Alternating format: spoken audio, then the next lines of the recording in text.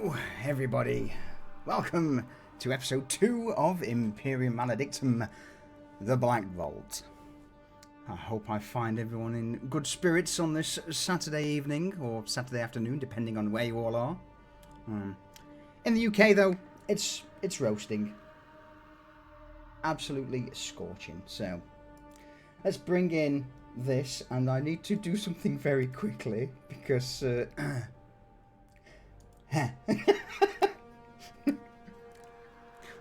Don't worry about it. Yeah, welcome in. Finally, episode 2. I know, right?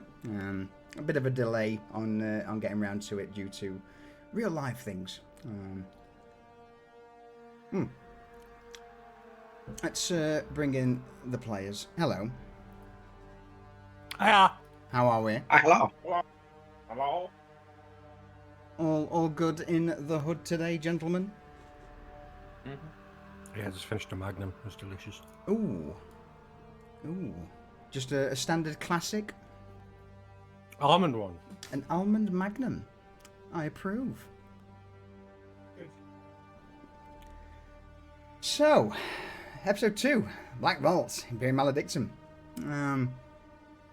We're currently missing an individual.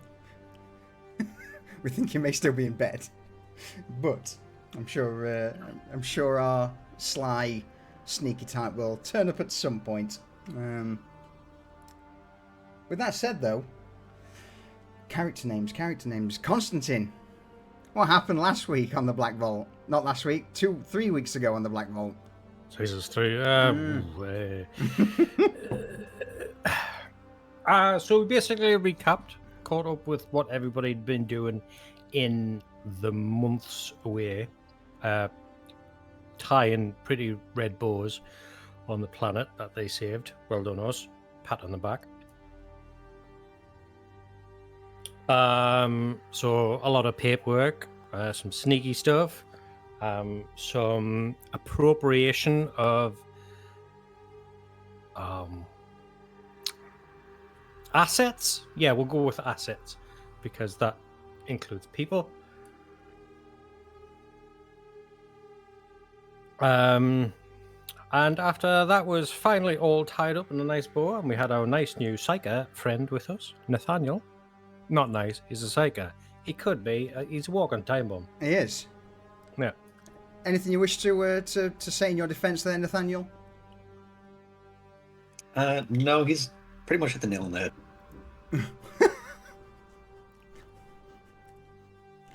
Walking time bomb. Do continue. Sorry, I've got an error. So yeah, we finally got word from the Inquisitor after weeks of Errol fucking holding down the fort and letting nobody in, and I mean nobody.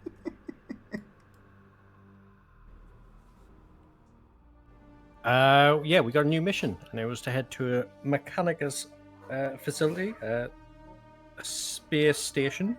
Ark Venenatus. Thank you very much. Which is known as a relic vault, a black vault perhaps, a place where the Mechanicus lock away all manner of xenotech artifacts and other things that shouldn't see the light of day. No doubt for them to study, because they are, well, we all know what Mechanicus are like. They see something new and shiny, and they've got to play with it, poke it, see what it does, until it goes wrong. Piece of candy. Yeah. So yeah, we got aboard the station only to find that some warp trickery was afoot.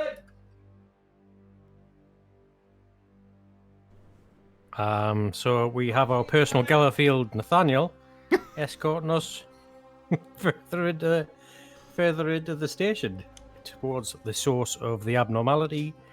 But I do believe we bumped into some friends, or not so friends. Yeah.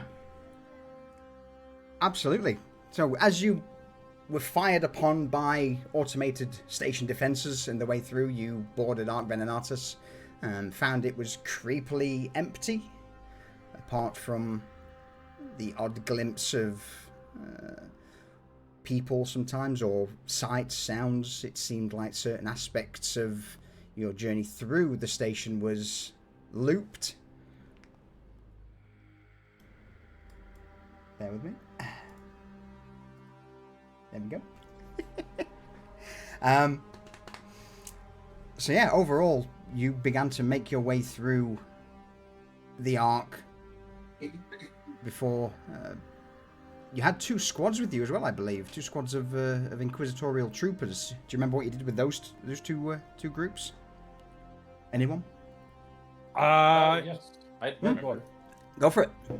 We requisitioned, I believe, was heavy bolters for them, and we have them set up on a defensive position around the landers and everything that we had that flew in, and they're kind of holding the position while we are going to find out what the fuck is going on. Absolutely. Along with the newly acquired Marshal Trask, or not so much Marshal Trask anymore, it's Officer Trask, I think we went with in the end. I believe so. Yeah, probably. Kind of a demotion, but at the same time a promotion, considering he's now an officer of the inquisitorial forces. Side grade. Side grade. Yeah, let's go with that. Less paperwork, but probably no doubt more action. So yeah, making your way through the Ark, you eventually opened up onto the bridges that extend towards the central pillar of Ark Venenatus, where you were ambushed, and that's where we will pick things up today. So, with that said, we'll flick on the combat music when I find what I'm looking for. That one there. As you step into this somewhat tight corridor, the sound of various Mechanicus generators and engines hum, kicking steam out into the room, making it difficult to see. You begin to make out red-robed individuals start pouring from above and at the far end of the corridor. These are similar red robes to those of the Mechanicus, but most bloodstained, ripped, teared, and where the old Mechanicus sigil would be positioned on their robes, now it just seems to be almost if it's been cut out or crossed off, obscured even. Now nothing remains but a haphazard silver-like skull that's either been painted or emblems that have been produced on site to cover the Adeptus Mechanicus. You immediately know you are caught in an ambush. You begin to see guns being drawn, pistols, autoguns, the odd lasgun here and there, and at the far end of the room, rolling on a small tracked base, you see a gun servitor.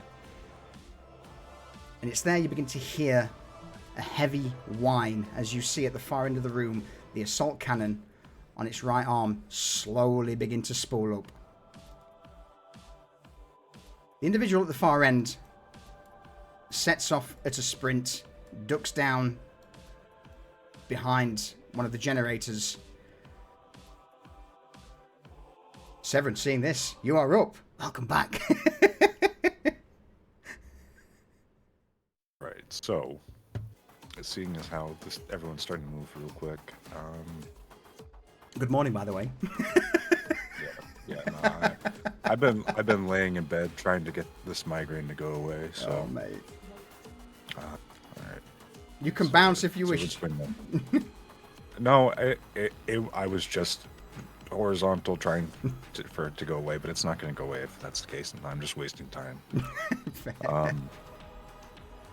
So short range is you can shoot into the next square, right? Short range is in your square. Medium range is next square. So Severin is going to move. Mm-hmm. Try to get here. Yeah. And he's going to try to take pot shots at these guys up on the railing who have the high ground. All right, excellent. So with the two last pistols drawn, pointed. Got to remember how to do combat now because it's been a while. Gonna throw it's just a flat challenging for combat unless you say otherwise, right? Absolutely. Okay, so first shot.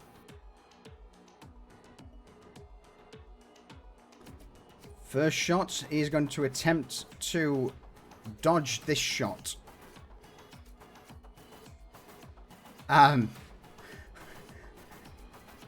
Doesn't.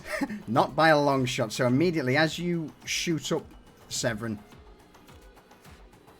what happens to him? Well, the Mechanicus robes that are all tattered with the symbols of chaos basically just ignite in a flash fire as this guy, seemingly for no reason, is struck by an invisible, like a heat wave, and he just engulfs in flame. He drops his weapon and falls onto the grating up there, just burning away to cinders.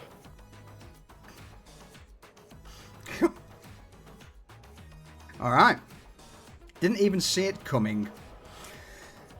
You begin to hear, as this shot rings out, or not so much as you hear the shot, you would hear the pipes behind and the engine start to groan louder.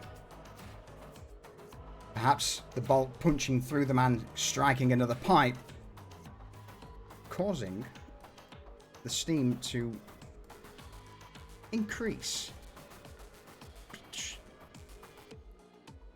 So I'm going to say, this grid you're in now, as this wave, this almost waterfall of steam just begins to roll off the top of the catwalk, concealing the tower that you're in, Severin.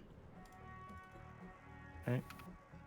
This guy on the far end, is he close enough to shoot with a medium range weapon, or would it have to be It'd have to this be one? probably that one. Yeah, so that guy up there is a little too far. You try and get a bead on him, he's just ducked behind the railing.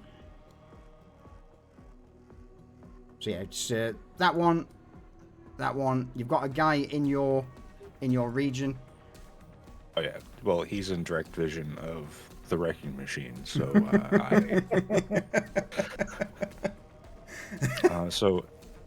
his second pistol, he's going to just try to get a beat on this guy if he peeks his head around. Yeah. And he's going to take a shot at him. All right, you can take a shot. He would be in cover. I'll put that on. Oh, that's a hell of a lot of effects that have just popped up.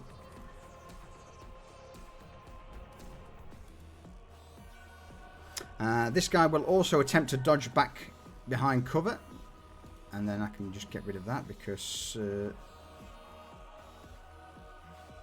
Never mind. Doesn't matter. Just as he peeks his head around the corner, Severin... You strike him. Not enough to kill him, but where would you... Wayne, what's that? That's a right arm. Yeah, you just take his arm off at the shoulder. The gun drops to the ground. And you would all just hear this horrific binaric screech emitted from the far end of the room. Oh man, I can see how the dice rolls are going to be today. Anything further, Severin? That you done? He's going to just... He hears this guy's been hit, and he knows there's a guy up above, and he has the cover, but he wants to give this guy a bad angle, so he's just going to come across the wall here, and he's just going to go... Basically put his back to the wall so that this guy has a bad shot if he tries. Excellent. All right. So, adepts at the far end, the one who was screeching at you all as the heretics began to swarm. She is going to jump down from the box onto the ground. And with her movement, she's going to move up to this region here, behind the generator. I don't think she's got any long range.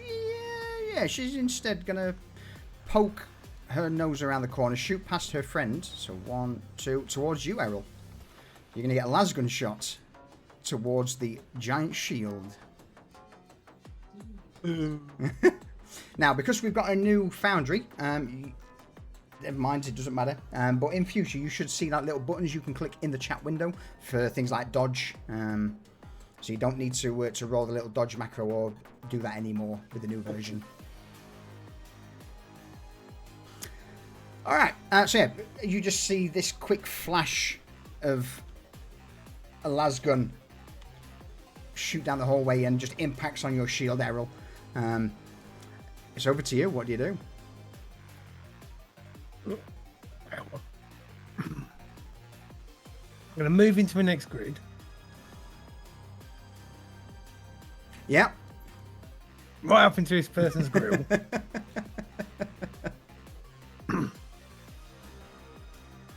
And I'm going to shoot him with my shotgun. Oh. There with. So the adept just sees this giant moving door coming towards them before the barrel of the Ripper gun just pokes forward. Faintly, you hear choo choo. Have we got any superiority? At the moment, because it was an ambush, you only have 1 superiority. 1. Okay. Can't remember. Due to the sheer fact that they weren't expecting you, but they still had better position.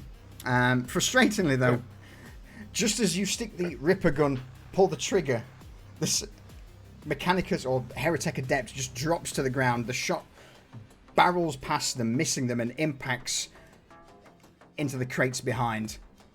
And you just hear all of the individuals around just immediately start chanting and talking amongst themselves in panic, hearing this giant roar.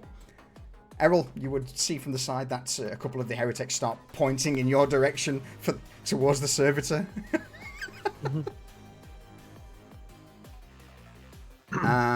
Luckily, there's a big bit of kit in between me and it at the moment. All right, yeah. So just with a single trigger pull, the gun lets off, and with that, adepts at the top will try and scoot closer to the edge. In fact, they're going to move along the top into the next zone. From your position, Constantine, you would hear footsteps on metal before a figure emerges from the fog above, or the mist, and immediately above you, you see an auto gun prop on the railing, and then just... And who's in that zone? Everyone. Cool. Let's go for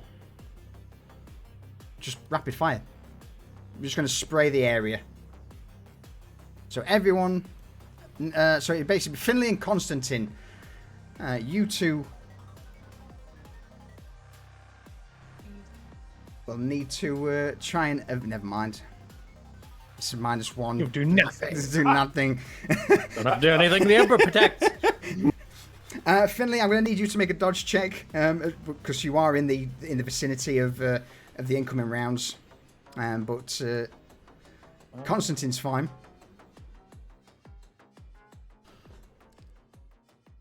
Dodge. Where do I roll that? It would just be...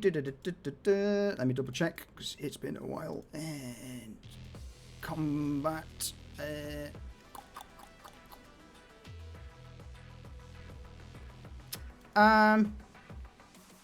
you want me to roll that? Yeah, you got it. Cool. I need to get that prompter. Excellent. Yeah, +4, even with the... Yep, so you're both fine. In fact, I was -1 anyway. Just if you'd lost, it'd been thing. But anyway, you both, including Nathaniel, would just see this autogun propped up against the railing.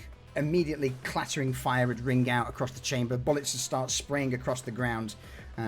Crack over your head. None of them finding their mark, as it seems that this adept is not adept at using a rifle.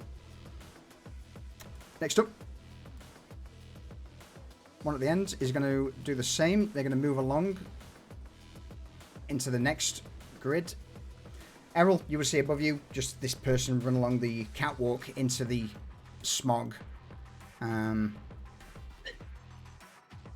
their action is going to be to...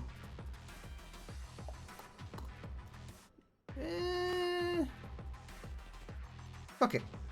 Yeah, they're just going to move again. So you would see then, emerging out of the smoke, this adept will grab hold of the railing, hop it, and drop down to the ground. So that's their move, and their action is to move again. So they're just going to move into this next region. And with that, you would see a chainsword pulled. Gun servitor. Clatter of track on metal as the gun servitor will move up, set at the end of the corridor looking all the way down, and that poor man in between me and the gun servitor.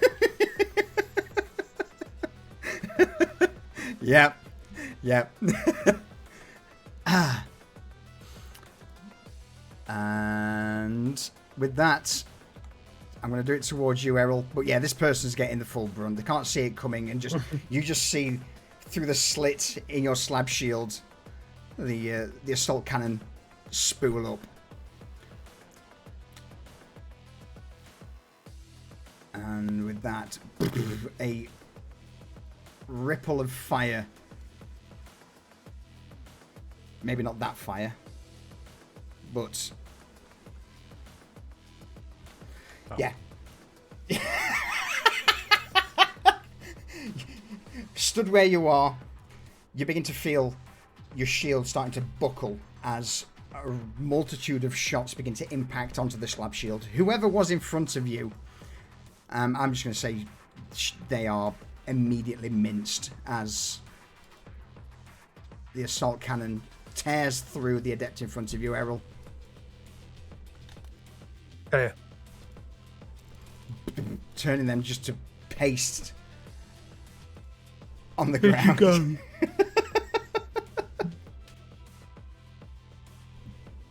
Oh man, disappointing gun servitor. Disappointed, but then again, their ballistic skills not great.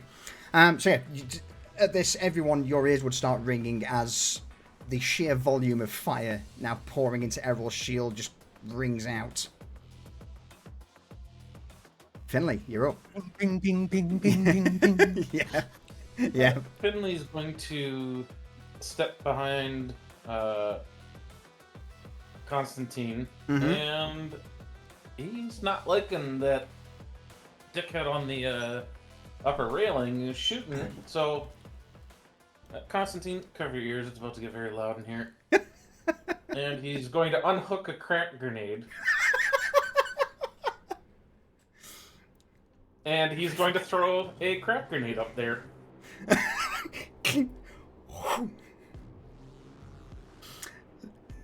Ship it. And you were worried about Nathaniel getting us all killed.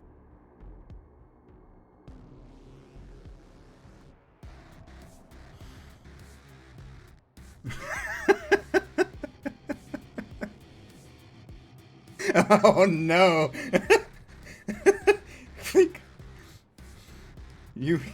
You throw the grenade. It sails perfectly. Until it doesn't, and it just ends up clipping the edge of the railing. And as it drops to the ground, it's just far enough away not to hurt the guy on top, and just far enough away from you guys not to impact you, but just between the adept, Constantine, and Finley, there's just this flash of white as the crack grenade detonates, a quick, like a sonic boom before a... There's a chunk of metal that's now perfectly shattered. And sure, why not? Let me just do a quick agility check for that adept as the catwalk he was stood on begins to rattle. I'm going to knock him prone. Nope, not fatigued. So, you would just see, as this crack grenade detonates, the metal shards are sent out everywhere, and the adept who was looking down on you with this auto gun immediately just collapses to the side as part of the catwalk collapses. Taking him out of your view, Finley.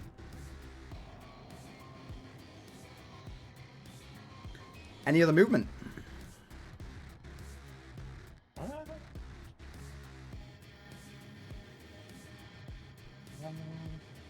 No, I am gonna stay right where I'm at, as I'm not in the line of sight of the servitor, so where I'm at. Alright. Adept, down yonder. Seeing his friend just get shot,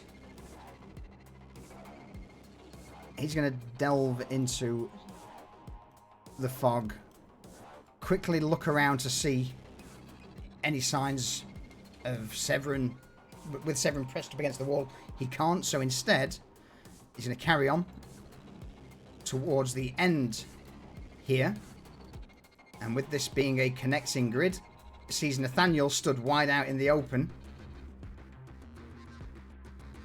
And with an auto pistol, he's just going to brace it, one hand on the top, and just hold the trigger down into Nathaniel.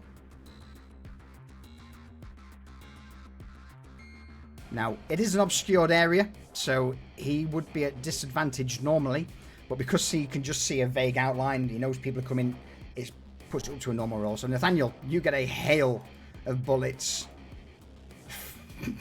that start to impact on the walls around you.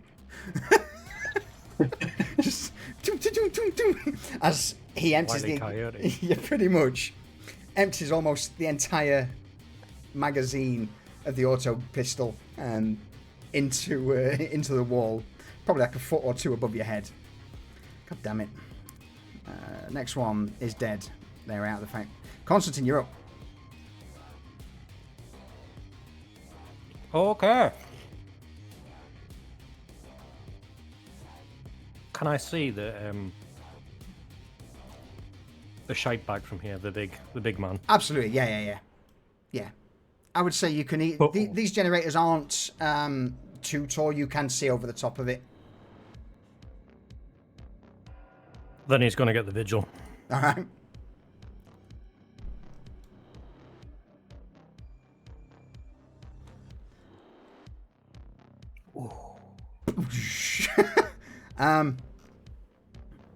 Servitor.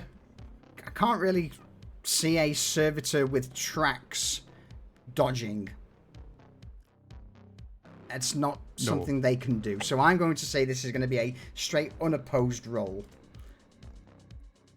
And it's a good hit. Straight, clean, central body shot. The vigil rings out, sending the... I mean, is it just basically a massive slug in this thing?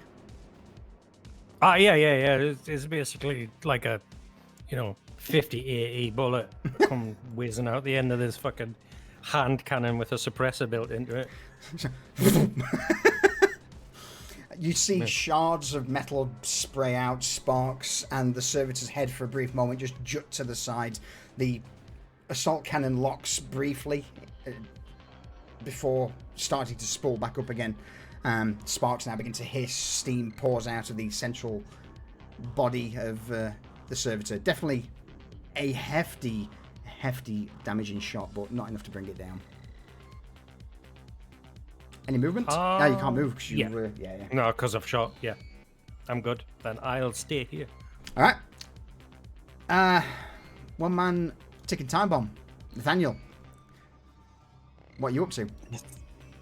Nathaniel's not going to take too kindly about getting shot at. but he is going to move up, trying to get some cover between him and the gun servitor. Okay.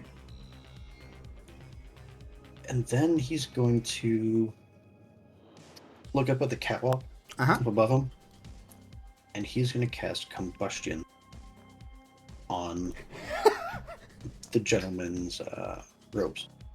Okay. All right. Okay.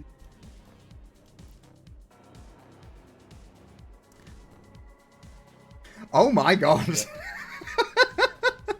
Oh, It's on fire as well. he is indeed on fire AF. Yeah, you just see from the steam being emitted from one of the pipes, just this almost like a torch in the night being lit as the man's robes just.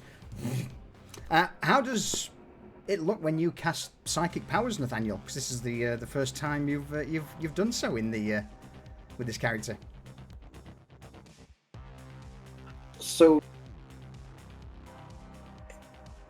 basically, he's just going to hold out one hand towards the guy, and remember, I forgot the guy's name on Full Metal Alchemist, but he's just going to snap his fingers, Yeah. and a spark is going to go forward and basically ignite the guy's clothing. Excellent. So the way I believe combustion works is if that person doesn't spend their action on their turn to get rid of the item on fire, they then become, they are set ablaze. Is that correct? Roy Yes. Mustang. Roy Mustang, there we go. All right. Thank you, Anders. So yeah, you would just see this robe figure just immediately vroom, go up in flames. Anything further from you, Nathaniel? Any movement?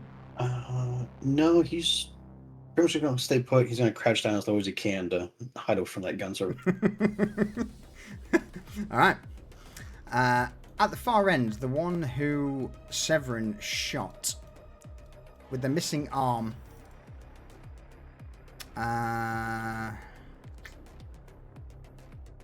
How much belief do they have? Let's find out. All right. In spite of losing an arm, crying out in Benaric for a brief moment, you would see. In fact, actually, before that, it's the end of the turn. So before I do that, actually, something else happens.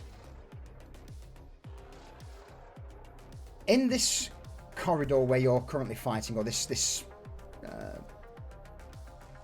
generator room, there's a brief moment where, at least for Constantine and Finley, you would see things start to shift ever so slightly. Same with Nathaniel. People who were once stood in front of you almost phase out of existence. They seem to flicker, shift, and then all of a sudden, things are in a completely different place. Same with you, Errol and Severin. 1 minute you are stood where you are. Errol, you in front, shield held high. Severin, you pressed against the wall. I'm going to need Errol and Severin, if you both could roll me a d12 each, please.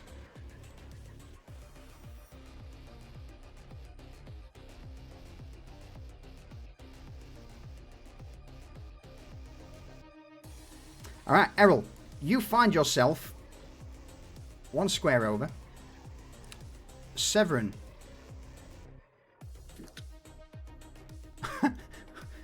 You find yourself in the catwalk above, looking down on what seems to be a completely shifted battlefield. Bear with me a second.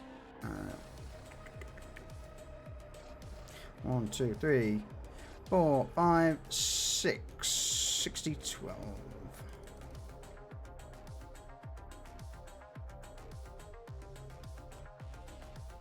Okay. Servitor moves up 1. This person's fucked because they now move into Errol's grid. I'll put them in front of Errol. The critically injured one moves up up there for some reason.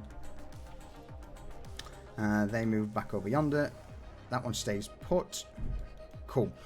Okay, what's just happened? The previous time loops that you've seen seem to kick in, whip around, and where you once were, you now find yourself in a completely different position. Apart from those in the same region, the same or close proximity to Nathaniel. What feels like moments, Errol, you maybe saw the entire scene play out. You stomped forward, gunned people down before a quick blink, and all of a sudden things are different to what you've just witnessed. Now you have someone in front of you. You, Severin, where you were once positioned perhaps against the wall, you climbed up, gunned down everyone on the top catwalk, but again, with a blink, things are different. It's almost like what you didn't happen.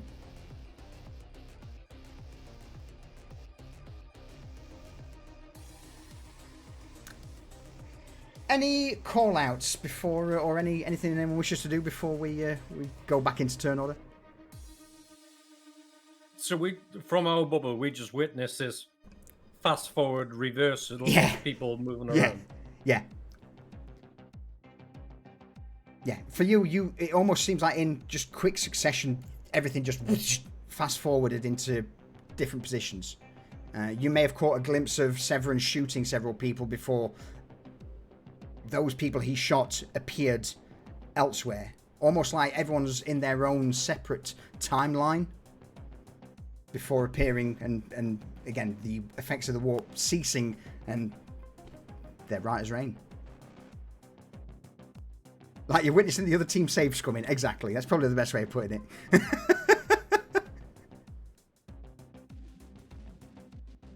I mean, I don't think Constantine would know what the fuck just happened, so he wouldn't know what to say. I think, if I remember rightly, Nathaniel was privy to some information before, so if he remembers it from 3 weeks ago, he's probably the best one to explain this. Do I remember it?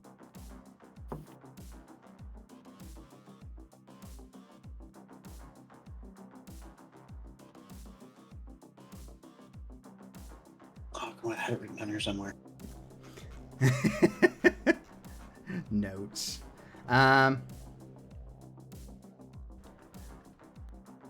Roll me a quick. Let's go with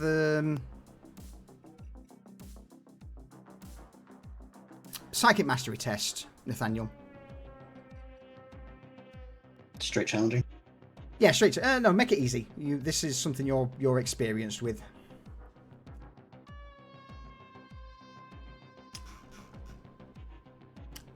Excellent. +3. Okay. So basically, as a reminder, it seems to be that the closer you've got to the center of the station, the more that you started to notice these little flickers of warp interference. Not as in demons encroaching in, but more like time loops. In this instance, it seems like everyone was quickly pulled into their own pocket, small pocket dimension of the warp. They acted out what they thought, so you assume they may have even seen what they did in real time, as if they acted it out. But with a blink of an eye, they now are in the position that they moved themselves to in their time-locked state. But the consequences of what their actions were just seems to have been for naught. As if it was changed somehow.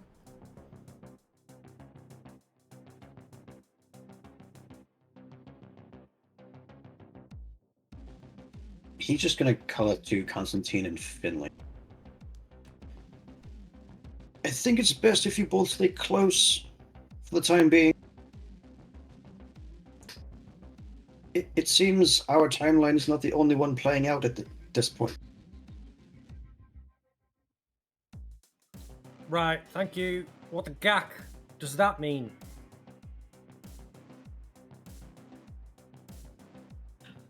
randomly, it's hard to explain to those uninitiated. So, take Errol, for example. We watched him walk forward and pretty much beat the snot out of that person in front of him.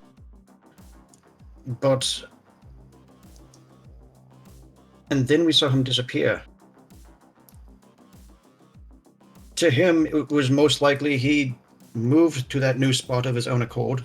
He may not initially recognize his movements, but we're seeing evidence of overlapping timelines from maybe different universes. The warp plays hell with surroundings.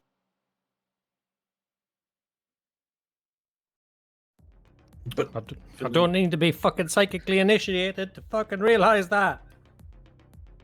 Finley's just gonna, like, in a low voice so that Nathaniel can't hear it, to Constantine, the fuck is this old man going on about? I don't know. Okay, we'll just give Nathaniel the okay. just stay close. It's that you would hear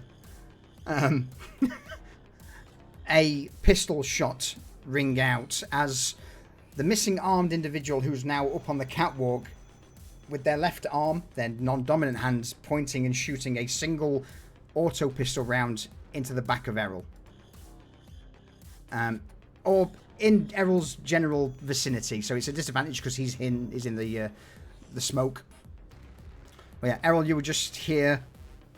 Oh, ting! You would hear a shot followed by a crack. It's a success. Do you wish to try and dodge?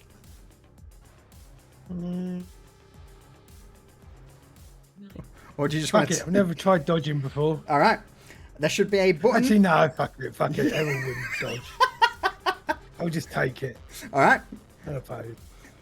So as this shot from above rings out, it strikes through Errol for no damage. You hear the tink of a round impacting on the armor, perhaps a brief stutter as you are struck, but an auto pistol can't damage you. You're in a fucking tank armor. And it was from behind, so everyone would have seen it, so he wouldn't have tried to dodge. Jesus, man. So yeah, your protection, -6, you're fine. Mm-hmm. It hits you, it bounces off. Severin, you are up. Well, Severin does a double take and he looks around, like, getting the weirdest feeling of deja vu. Mm-hmm.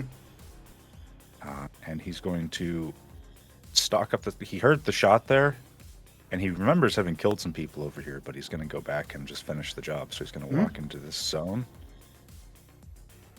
And he's going to put one pistol right to the side of this guy's head, or he's going to try to. He's just going to shoot him point blank range. Make me just a quick awareness check. Awareness. Normal? Yeah, just go for an easy awareness check since you're stepping in. And I'm going to do a challenging stealth check from the adept just to see. That wasn't meant to target you, Errol. Bear with me. That's the only thing with the new system I forgot. Let's get rid of those. That. Okay, right. Public roll. There we go. So, stealth check from the adept.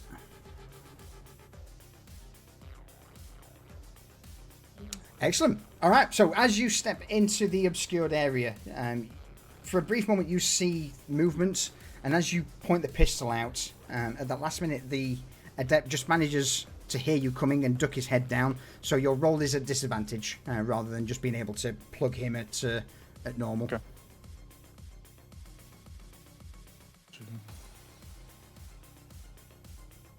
So yeah, shooting into an obscured zone, normally it's disadvantage anyway. I was just trying to give you the leg up. let's try and he's going to attempt to dodge it. Use his reaction to dodge. It's going to be at disadvantage because he's missing an arm. In pain. It's smoked or steaming.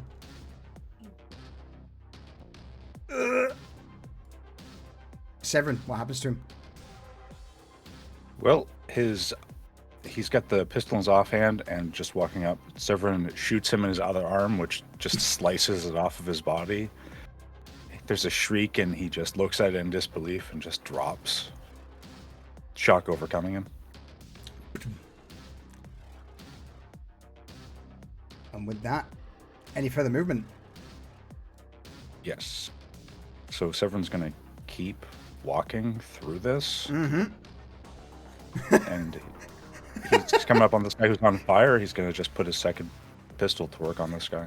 All right, we'll do the same again. I'm going to give you advantage because this guy's robes are on fire due to Nathaniel's combustion. I'm not going to roll stealth. In fact, it's more of a awareness, I think, to see whether or not he hears you coming. Disadvantage is on fire. He's not noticing it. Oh dear. Yeah. That's bear with me. Was that the second shot you were doing there? Yes. Excellent. Yeah. Well, is it enough? It's not enough yet, but it's a damaging shot. It's a critical shot. Roll me a crit. I can just click on critical. You can indeed. Explain this. What's it look like as you step up behind the guy? Well, he's walking up the catwalk because he still hears motion up here, and there's fire. So as he approaches, the guy is flailing around. So the one thing that isn't moving is his legs. He's like standing in place, trying to fiddle with his robes. So Severin just points directly into his legs and fires a bolt into them. The heat from the impact causing his femur to just shatter like a bit of popcorn, and his leg just blows up from underneath him and he drops. Boom. Awesome. I guess that's you done.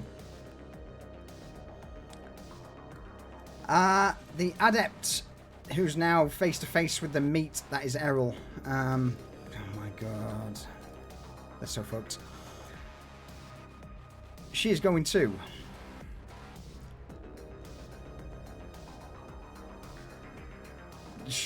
yeah, unload auto pistol, close combat, just hold the trigger down in an attempt to get Errol away from her. No, I don't want to burst last pistol. I want a full auto rapid fire straight into Errol.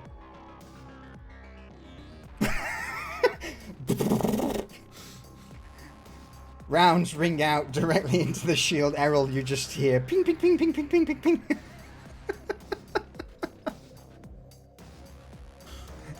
And just this voice of, "Begone! Back! Back!" Errol, you're up. Okay, well, I've just been shot at point blank range by this little person in front of me. Tyrion's fair play. Yeah, exactly. Yeah. And I'm gonna just shoot.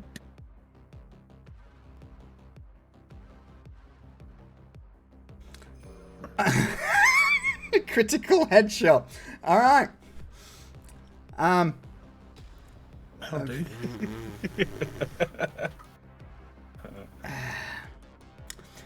Roll the crit.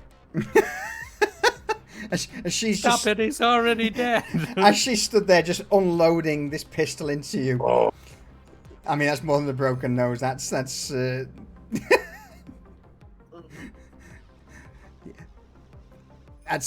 nose in the brainstem right now. yeah. Errol, what's this look like?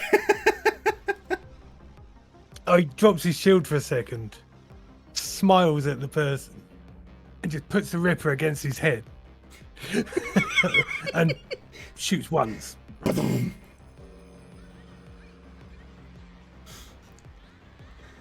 I guess there's not much of a head left at that stage. It's gone like a dropped watermelon. A dropped watermelon, a cloud of red, and the lifeless body just slumps against the shield before dropping to the ground. Twitches a few times. But... Any movement? Yeah, I'm just gonna use the right button. I'm gonna move here. Yeah. So I've got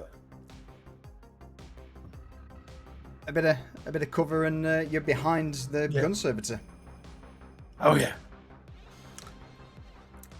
Excellent. All right. With that person dead, this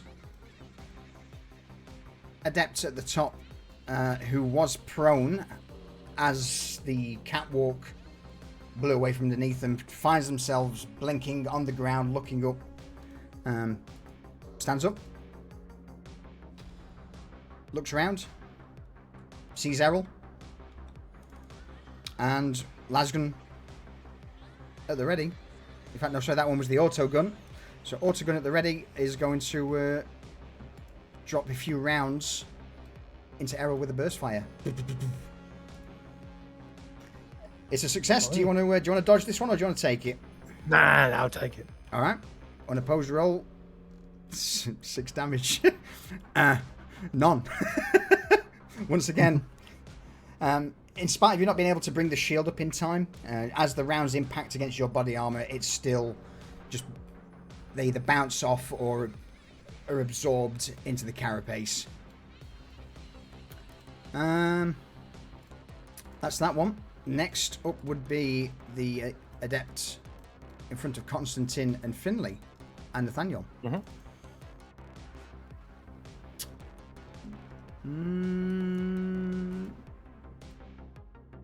Sure, why not? Turn around's fair play.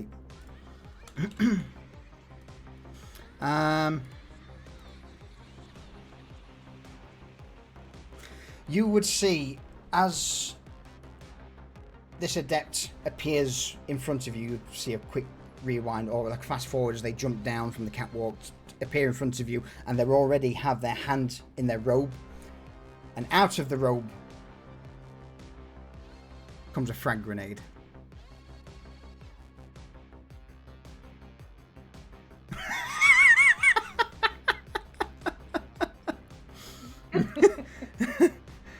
And he threw it through time. No, he pulls the frag grenade, throws it. Now, because it is an AoE effect. Let me double check the old rules for this because it hits the entire region. I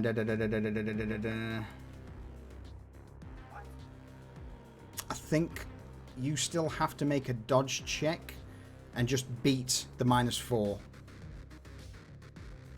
But I may be wrong. For the moment, because I can't exactly remember, what I'm going to say is as they grab into their robe, they pull the frag out and throw it. The pin wasn't pulled. It just sails through there. You see this grenade come towards you, and you start to get into a position to hit the deck, but then Finley, Constantine, you notice that the pin's not been pulled, as it just clatters harmlessly against the floor at your feet. Oh, piece of candy. Not to say, though, that with long range, Constantine, you are going to get the full might of the gun servitor's assault cannon. So as you look down, you see this grenade bounce across the floor. You look back up, and that's then when you see and hear the whine of this gun servitor as it's now pointing its assault cannon in yours and Finley's direction.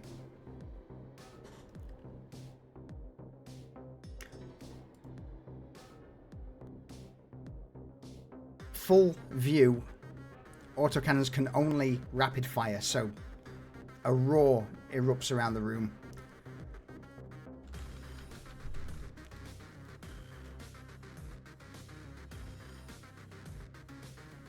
Dodge, take it.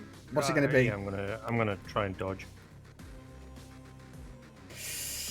Oh no! Rounds begin to rip up the metal, smash into the generator, sparks begin to fly everywhere, and a few of the rounds just puncture through your leg. And that's 11 damage.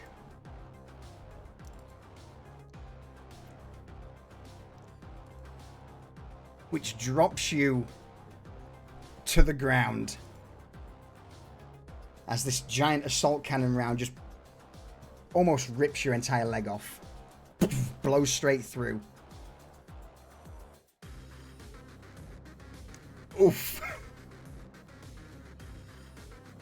Oof. Left leg armor 2, right leg 2.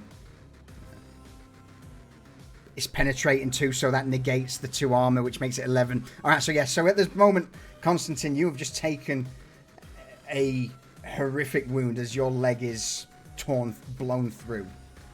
A large chunk of flesh gouged out. And if not tended to, certainly life-threatening. When you are dying, would you like me to read you the rules for dying, or are you checking it up now? No, hit me with it. Okay, so, what happens when you drop to 0 wounds? You are classed as dying. On your turn, you may make a move or take an action, but not both. And this basically lasts until you are healed by at least one wound. You must make a challenging fortitude pain test or fall unconscious. Okay.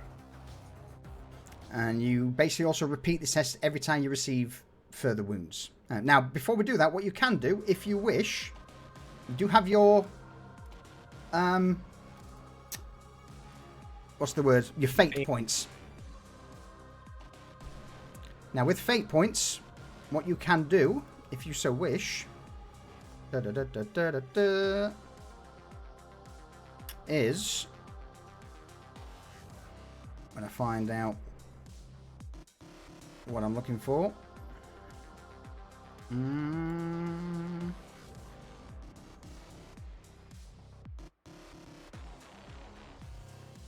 God, blimey. Trying to find things in this sometimes is a pain in the bum. Alright, here we go. So, as for fate points, you can spend a fate point to re-roll a failed test, gain advantage on a test before it is rolled, add +1 SL to a test after it is rolled. You can also burn fate permanently, so reduce it by 1, to die another day. So instead of dying, you are knocked out and left for dead, thrown off a spire, washed away, blah blah blah. You can burn a fate point to cast the Emperor Protects, in which you completely avoid incoming damage by some unlikely chance. It's up to you if you wish to spend a point to re-roll that test. Can I spend a point to re-roll that test? Absolutely, you can. So knock it down from 3 to 2. I will restore your wounds. And roll me a new reflexes test, please. Reflexes.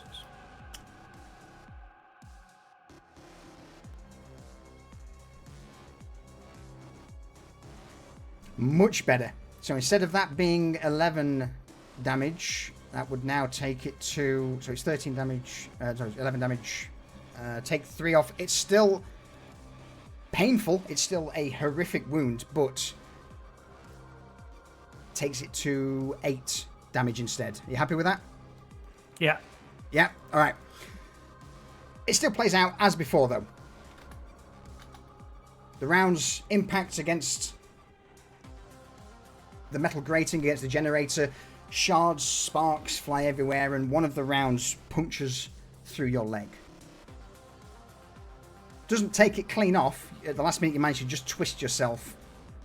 But by God, does it fucking hurt. So that puts you down to 2 of your 3 fate points. Cool. All right, Finley, you're up. Well, seeing as Constantine just took the brunt of that instead of Finley, Finley is going to grab Constantine, even if he's unwilling, and drag him to here behind further cover and get him out of the way, and putting himself right here in the middle so he's behind cover. And seeing what has happened, he is going to move forward into this next area using the generator as cover. Yep. And he's going to take a shot at the servitor. All right. And so Willbreaker will be brought up just out. over it and take a shot. All right. With a crackle. Would you like to spend a fate point to reroll? Yes, I will I will spend a fate point to reroll that. Yeah, just as a quick one for wounds in this. So normally in D&D, it's we take away, and then when you get to 0, you're out of the fight. In Imperium Maledictum, it's the opposite. It's when you hit, you go up. So when you get to, let's say, 11 wounds, that's then when you're wounded.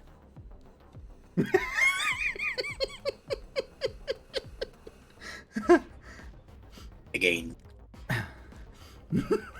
Where do I see how many fate points I have? In your character sheet on the main tab, below your. Yeah, I see it. Yeah. I will. I'm gonna take one more. Yeah. Leaves me with one. Yeah. For a brief moment there, you think you've got the perfect line. You're trying to aim for this crack in the center of its chest, and just as you're about to pull the trigger, you hesitate. You go in again, hesitate. Third time's the charm, though. And with that, the shot rings out. Whilst aiming for this cracked portion of its chest where it was hit earlier, it now starts to swing its autocannon round towards you, which causes you to basically shoot the autocannon. This thing's heavily armored. It sprays out pieces of metal that break and shatter against the servitor, damaging it even more, but not enough to take it out of the fight. And as my final thing, I'm going to scream back to Constantine, finish that fucking thing off. We can't let it keep going.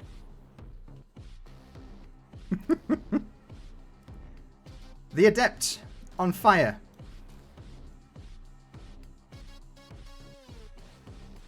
Doesn't have time to rip the burning robes off them due to the fact that Severin is right next to them. So spinning round, Severin, you are going to try to be slapped with what for a brief moment seems to be a like a pipe wrench.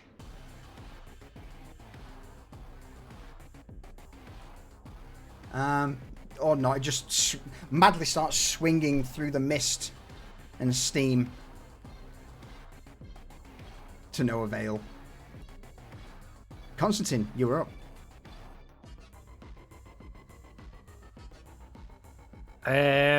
Clutching his leg, he's gonna like fall to the ground, lie prone, roll out from cover, and fucking wing this fucking death machine.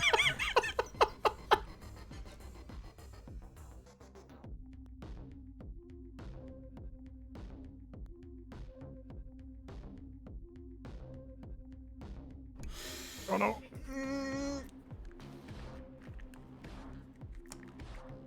It's up to you. Nah, No, I'm good. no, you're going to take it. And then you're going to roll back into cover, I guess. Yeah, I'm gonna roll back into cover and be like, fuck!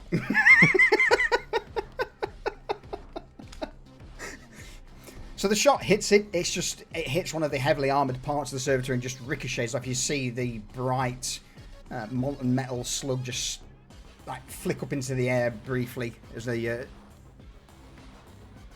a tracer, like a firework. But yeah, it bounces off. Nathaniel.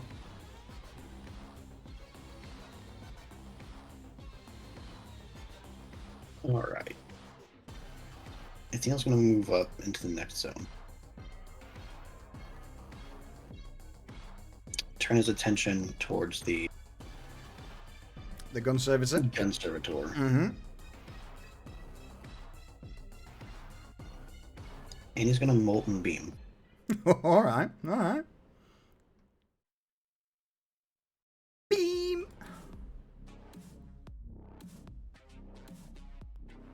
Now, with this being, it just occurs, I believe. -1 doesn't hit. But then again, unopposed. Let me double check. Different rule set, and it's been a while. I know we sat down and looked at this like last week, but okay. So you choose to manifest it first. So you choose to manifest the power. So you didn't, with it being a failure,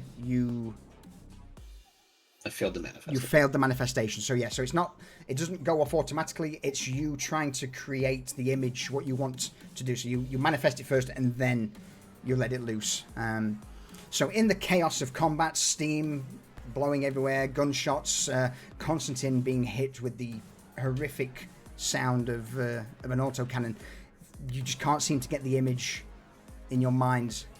Or perhaps, well, you tell me, how come you can't manifest this?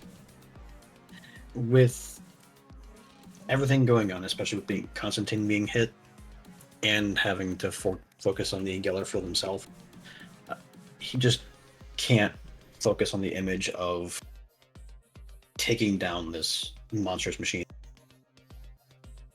And for a moment, his powers wane.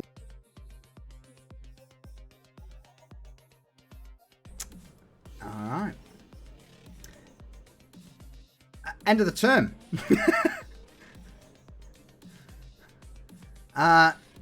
Everybody's in different fucking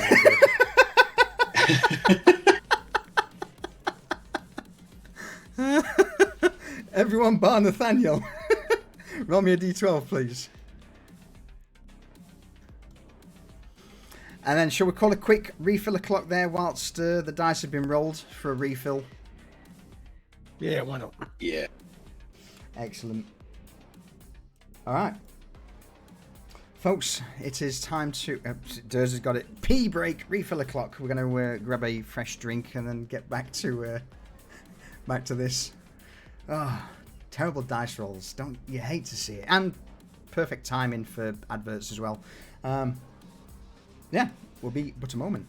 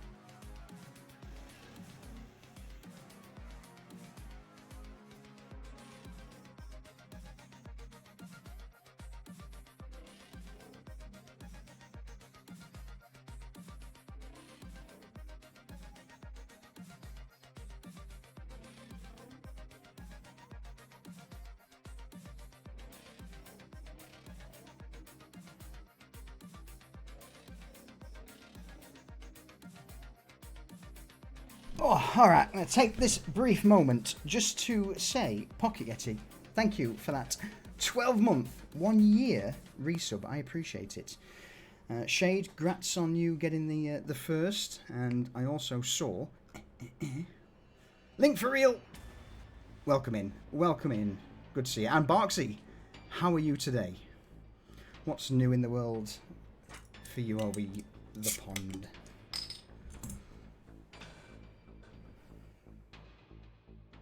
Try and fit this rather large piece of lime in my bottle without getting lime everywhere. Oh, Ravon, hello. Thank you, buddy. Thank you for the gifted chat. The gifted sub to Link for real. I appreciate it, buddy. I hope the spilling of steam was to your liking. Granted, it's helped Severin out more than anyone else. A sneaky bastard that he is. Just trying to survive the hot weekend. Same. Same. Even here, it's unpleasantly warm and humid. So if I look like I am shining, it's probably because I am.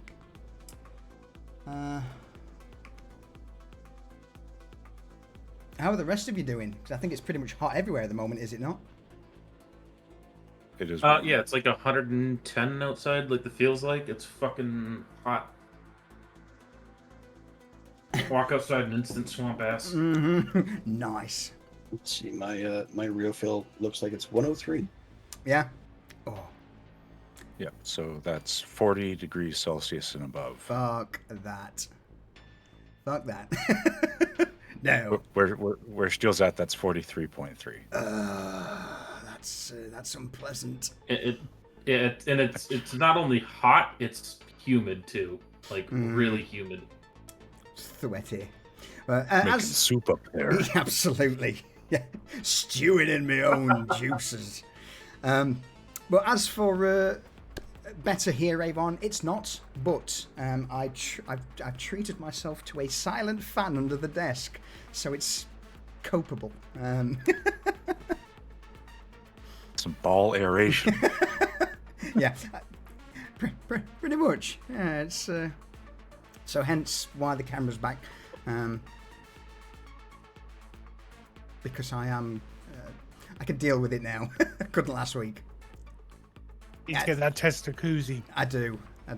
Well, we say, next D&D session we'll do a hot tub stream.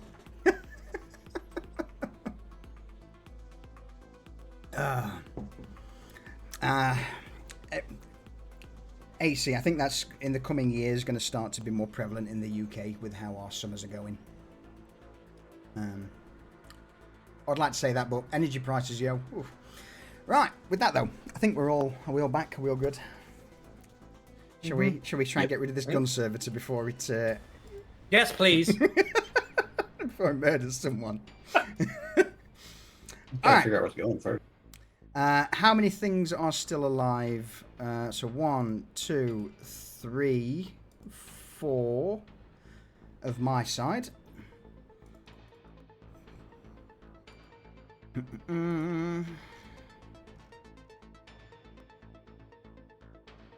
Okay. So 1, 2, 3. Finley, you find yourself topside catwalk on the destroyed part of the catwalk that you blew up with the crack grenade earlier. Severin, you find yourself down there near the generator. Errol, you also find yourself up near Finley. Awesome. Constantine, you are.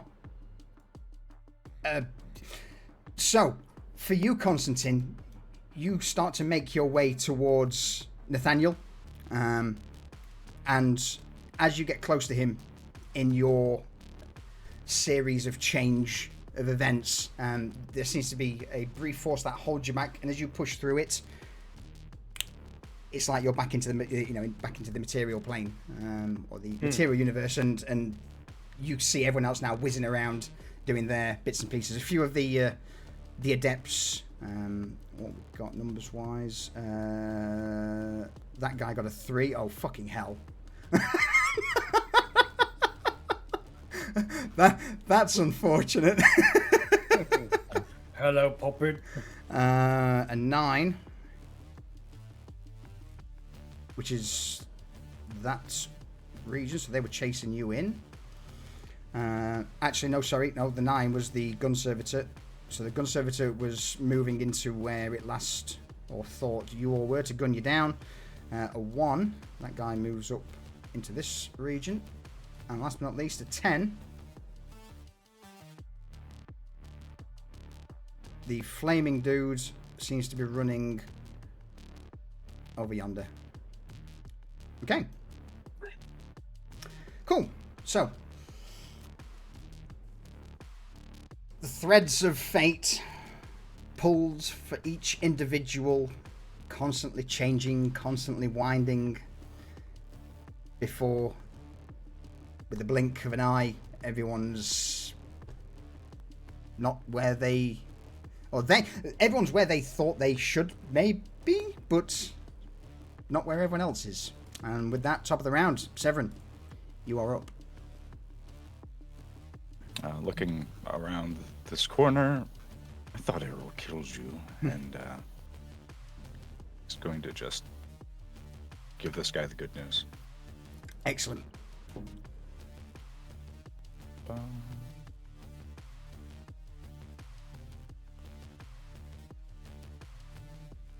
Normal. Yeah. And did you have it targeted there? I did.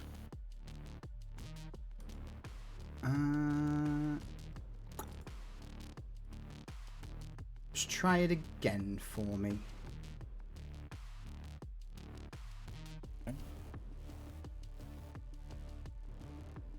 See something about a lack of permissions to update actor Delta at the top of the screen when I do the roll. Okay. Yeah,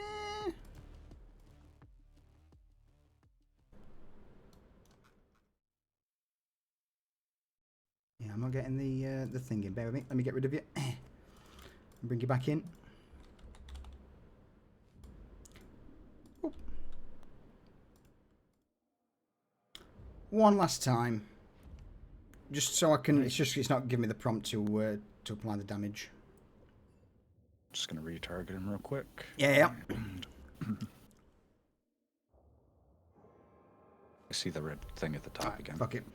Alright, I'll sort it. So +1, it's unopposed, so that just goes straight to damage, and the damage of your pistols is...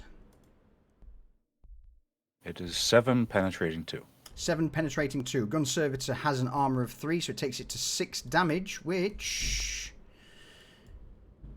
is enough. What happens to the Gun Servitor? Well, being that it's facing away and it's not really designed to take hits from the back,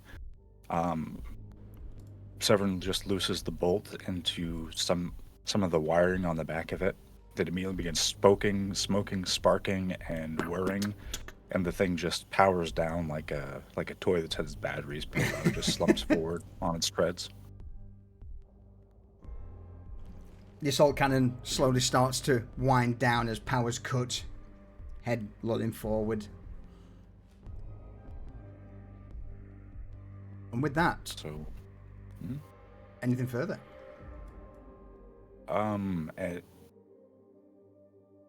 Is he aware of this guy that got sent up to the top left? I would imagine you'd see as you glance around, you could, the catwalk's not too high. The red robes of the heretic aren't exactly subtle, so yeah, you'd be able to see where they are. So he's still got 1 pistol shot and movement left, so he's just gonna stalk into this. Yeah. And just try to fire a shot up over at this guy to. Okay. Shooting up will be a disadvantage because he's above you, but. Right. Disadvantage.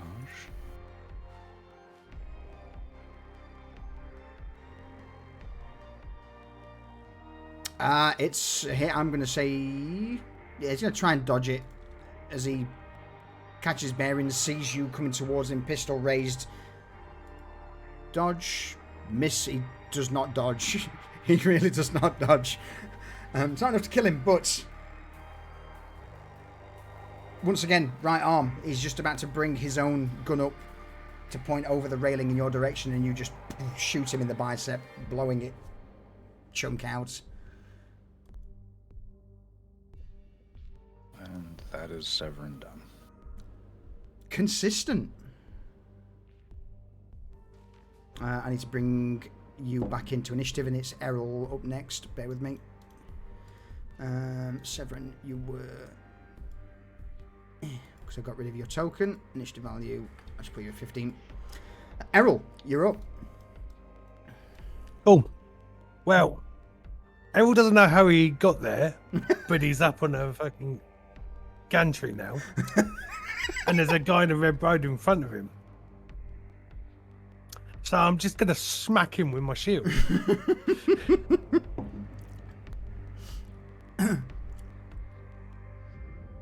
I like this. I like this tactic.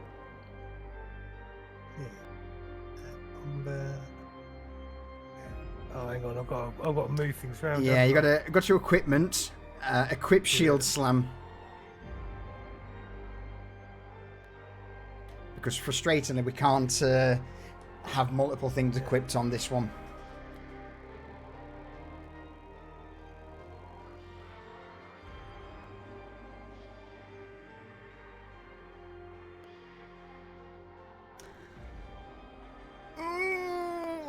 Oh no!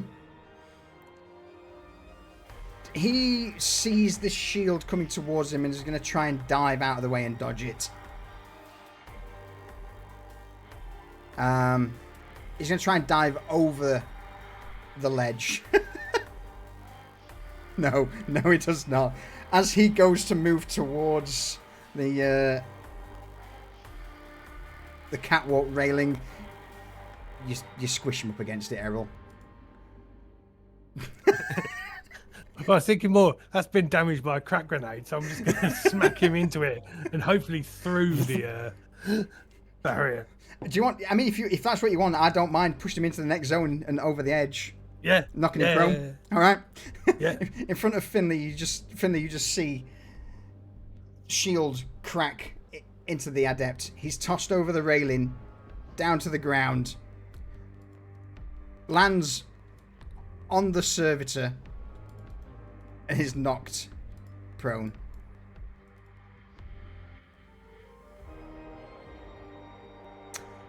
Any movement, Errol?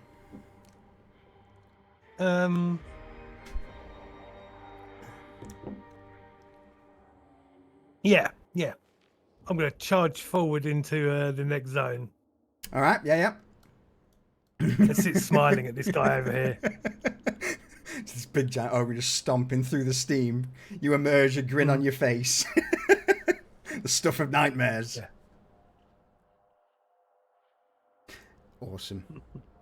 Adept at the bottom, who's just crumpled to the ground, is gonna start.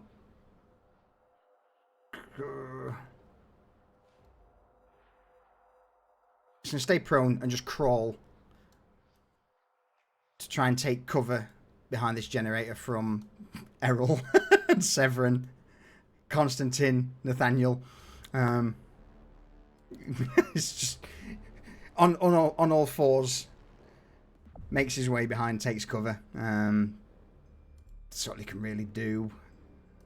The adept, seeing Errol come towards him, is going to back the fuck up till his back's against the wall. Bring up his auto pistol in his offhand. And rapid fire. In fact, is it medium? Auto pistols, medium range. Yeah. He's going to just hold the trigger down as you emerge from the steam, Errol. Now shots bounce off the shield, off the armor, off of the catwalk, the steam pipes, making Errol look like fear incarnate. Little tracers bouncing off him. Grin plastered on his face. Gun Servitor is out of the fight. Finley, you're up.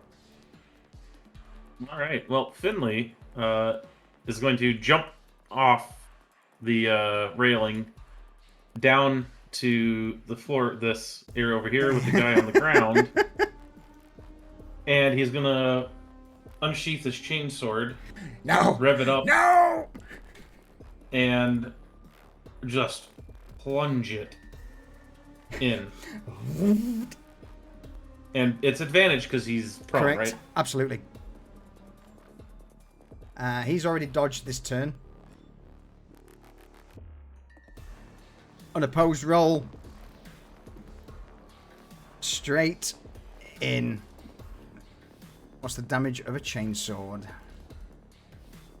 Yes. 6, rend 2.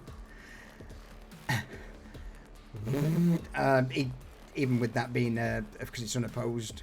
Oh, it's unopposed. Yeah, no, because it's unopposed, it's just a fail.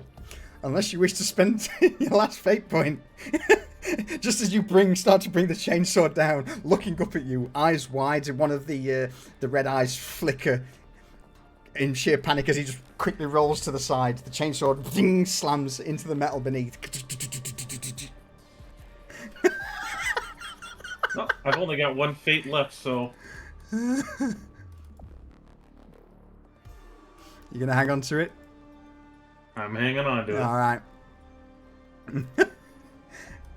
Yeah, if he'd have dodged and it failed, you would have hit, but because he did nothing, because it was unopposed, it's just the flat failed. So, yeah, he's still prone, he's on the ground, he's just looking up at you, and you end up catching like part of his robe in the blaze of the chainsaw that just tears through. The Adept's now starting to understand he made a mistake.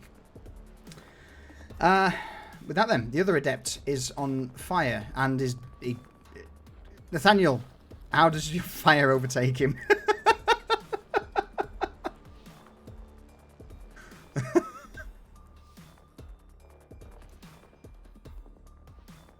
Nathaniel?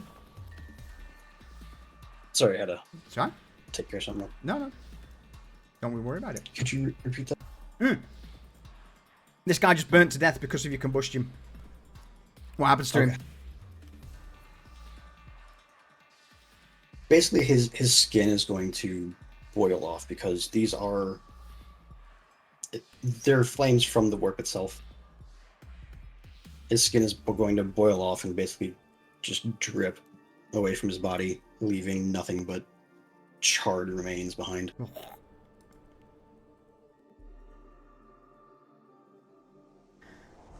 Oh, man. You just see this flaming body just shudder up on the catwalk before dropping to his knees, face first, to the metal.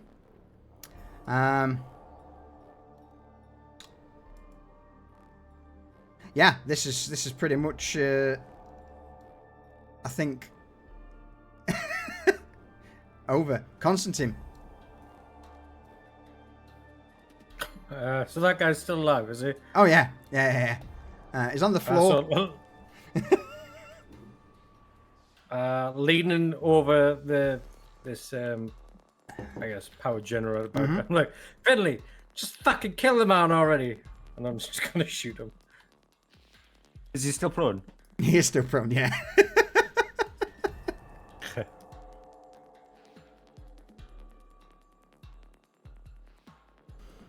He's laying on the ground. You lean over. Oh my god. He's already dodged this turn, so it's unopposed. Constantine, what happens to him?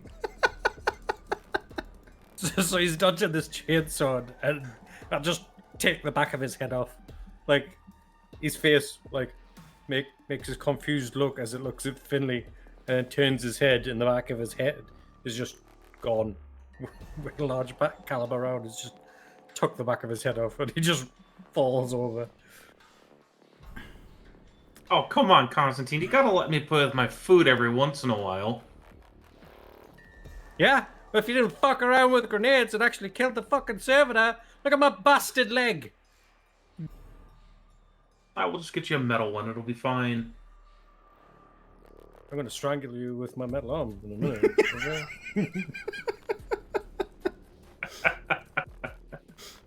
What's this back and forth going on? Nathaniel, what are you up to?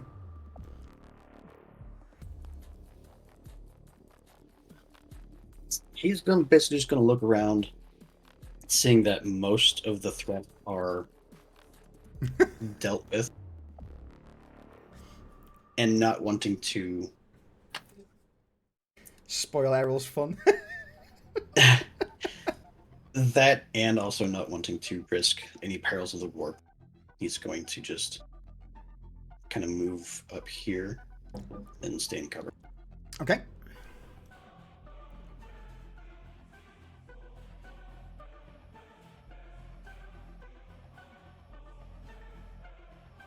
So, That's end of the term. For meme's sake, because this fight's over. No one's gonna, it's done. This adept can't hurt Errol. Errol is going to kill this guy. It is inevitable. It's not, nothing's stopping this. But for meme value, let's just have one last roll on the twists of fate and see where everyone ends up. Apart from Constantine and Nathaniel. Alright, Finley. You're over there. Severin, you are 1, 2, 3, 4, 5 would be there, so you move over 1 because you can't be in the same zone you started in. Errol, 1, 2, 3. You find yourself back. Fine, absolutely fine. We're just gonna RP the last kill. I'm gonna let you have it. Just let me roll this one publicly to see where this guy ends up. Then this is a 3. I've laughed my arse off. 10, 9, 10. All right. It's...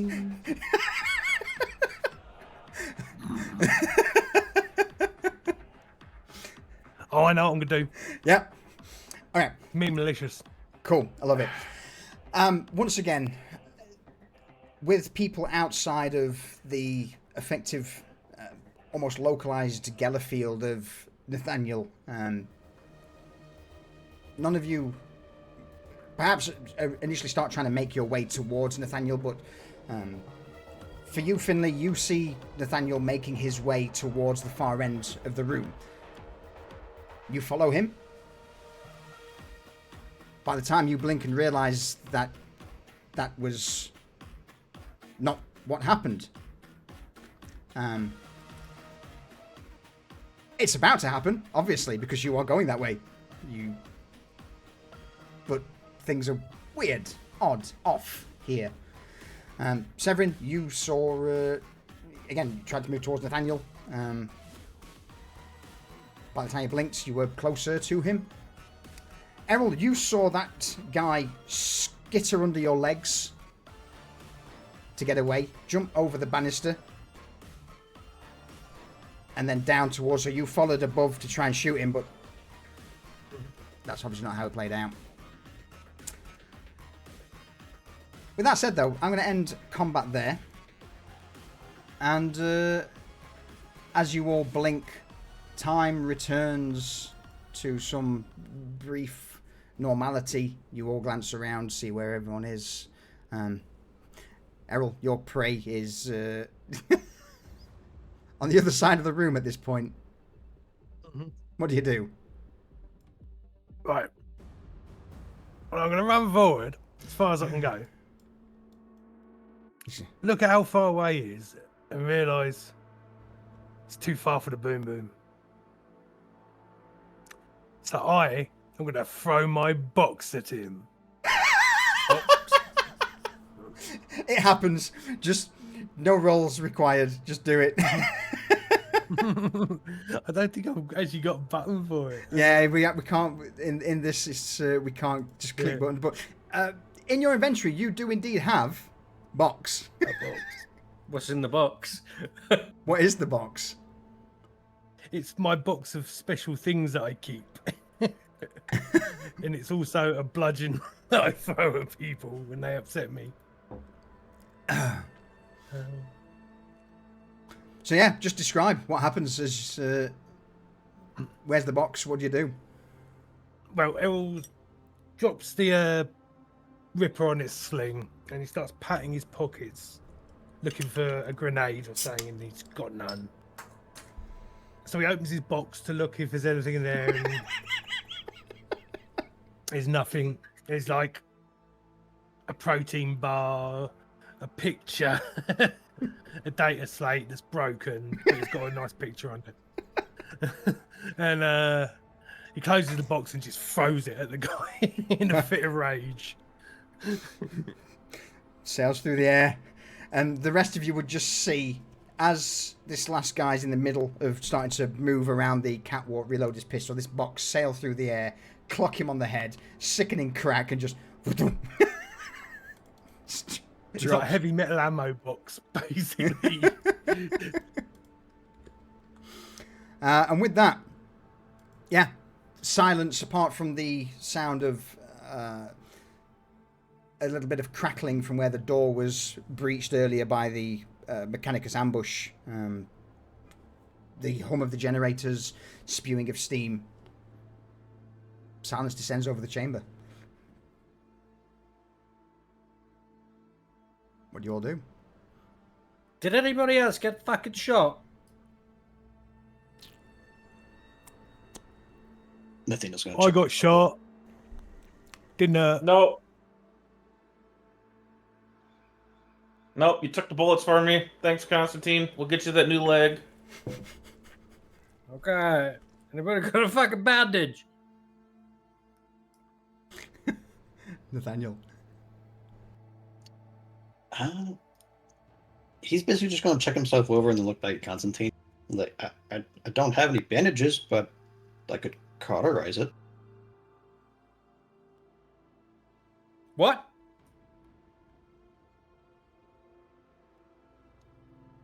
Cauterize the wound.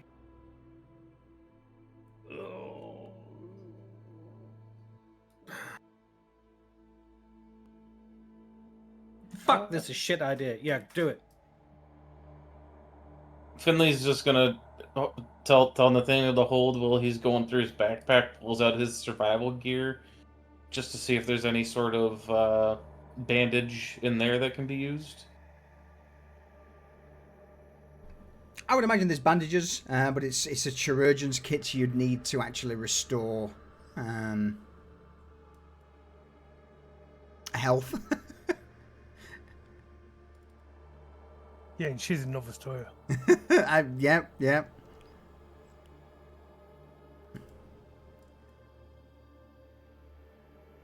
Nobody have a chirurgeon's kit.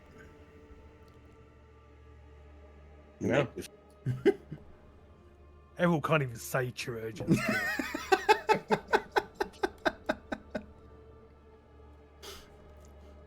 What the hell's a chicken kit?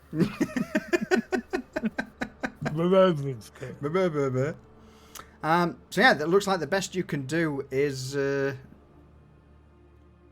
roll me a Medicaid check, please, Nathaniel. Straight challenging. You don't have any skills in Medicaid. I wouldn't say it's exactly your area of expertise, so yeah, let's go with a challenging Medicaid check.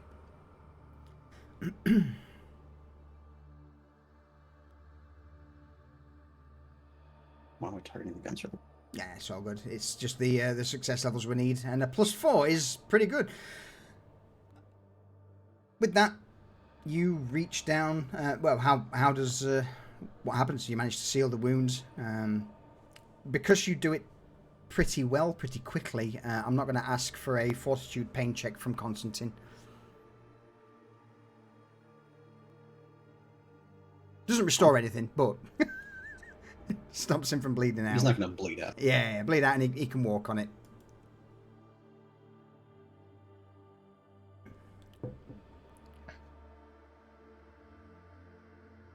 What do you do?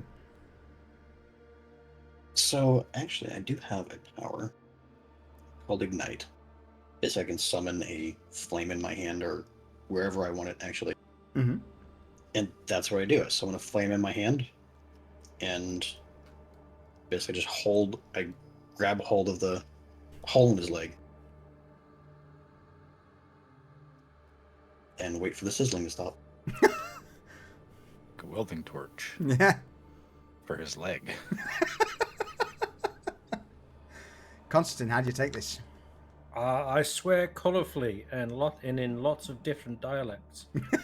Some of them are very exotic.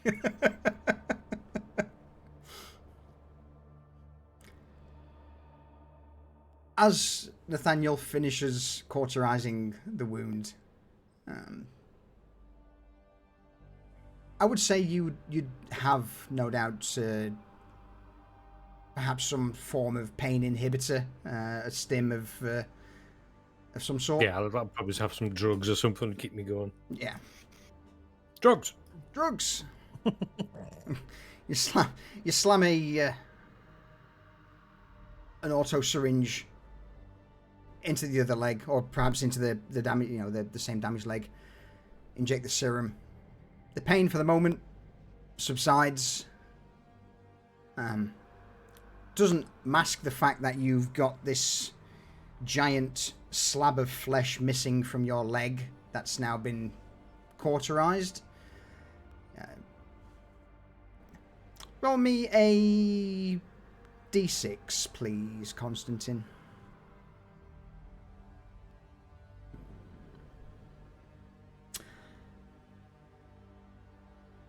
Looking at your supplies, you've got enough pain inhibitors to last for about 5 hours. After that, though, you'll be probably pilfering it from others, and should it go on a little further,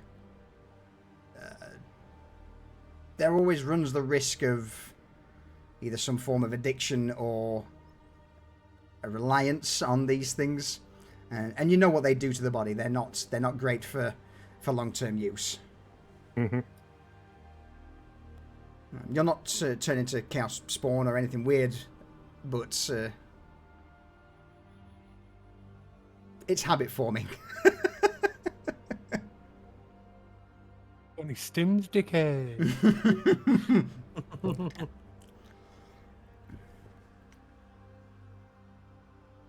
What are the rest of you up to as Nathaniel and Constantine are tending to the wounds? I'm looking for my box. And while I'm doing it, I'm like, lunch.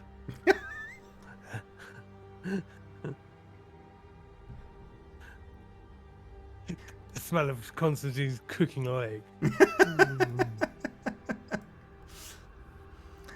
You jump down, make your way across through the generator room and find your box on the floor. It's got a fresh dint.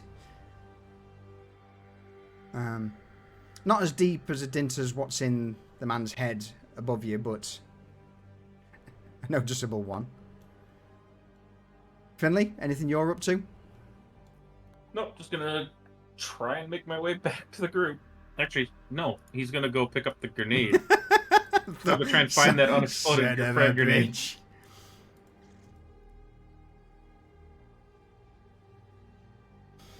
He remembers it last being back here, so Yep. gonna just try and meander his way back there and Go for it. see if it's still there. It is indeed. I'm not going to deny you that. Add a frag grenade to your inventory. You look down, see it on the ground, untouched. Pin still intact. Just gonna mumble to himself, "Look, can't expect heretics to know everything. Free equipment's free." Severin, anything you're doing in this moment? All Severin's doing is just trying to keep aware for anything else. He's going to be taking out his multi-compass and everything and checking to see if they're still behaving the way they were before. Yep. Everything is pointing towards the center of the station.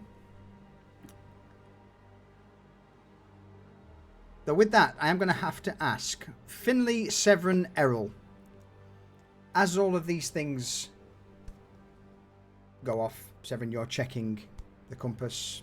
Finley, you reach down, pick the grenade up. Errol, you reclaim your box. With you still being out of, not within close proximity of Nathaniel, I want you three to give us a brief event that occurs from your character's point of view as the weird time dilation or time skip events continue to ripple across the station. Just something you would see or perhaps experience. Go on. Errol's got one straight off the bat. Go on. Yeah. So Errol picks up his box, sees there's a dent in it and there's blood on it. And he goes to wipe it on his armor to clean it up. And as he picks it up, time wibbly wobbles around him. The dent pops out and the blood disappears and he's like... He doesn't understand it. It's just like, magic box. Puts it in his pocket and goes on. Yeah. Almost like it rewound itself. Yeah. As if this thing never happened. Love it. Finley, Severin, anything from you two?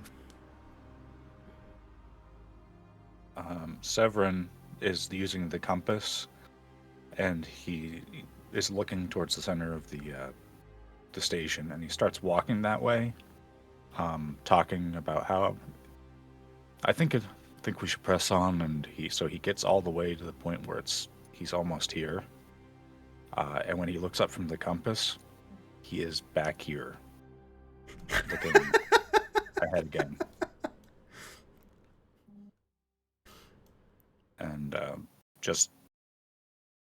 he's just mystified because the direction on the compass hasn't changed at all. There's no sign of why he's back here, so he's just a bit bewildered, and he's gonna be looking around for where everybody else is at because he thought they would all be following, but clearly that's not the case, or they're not ahead of him now. And he's just Can everybody just stop fucking about and get near the Psyker because it looks ridiculous? As you're saying this, Nathaniel's making his... Severin's making his way towards Nathaniel. No doubt Errol's doing the same. Finley, what happens to you? So as Finley was going for the grenade, going to pick it up, he would just teleport back to feel like he was back where he was.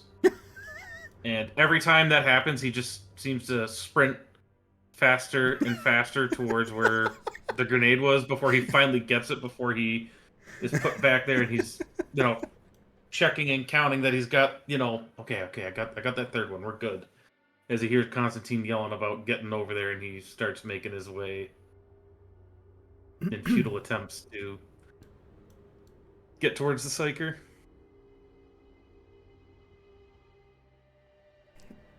As you all approach Nathaniel, eventually pushing through this immaterium bubble that seems to surround it. It's not something you can see with the eyes, but you can certainly feel it.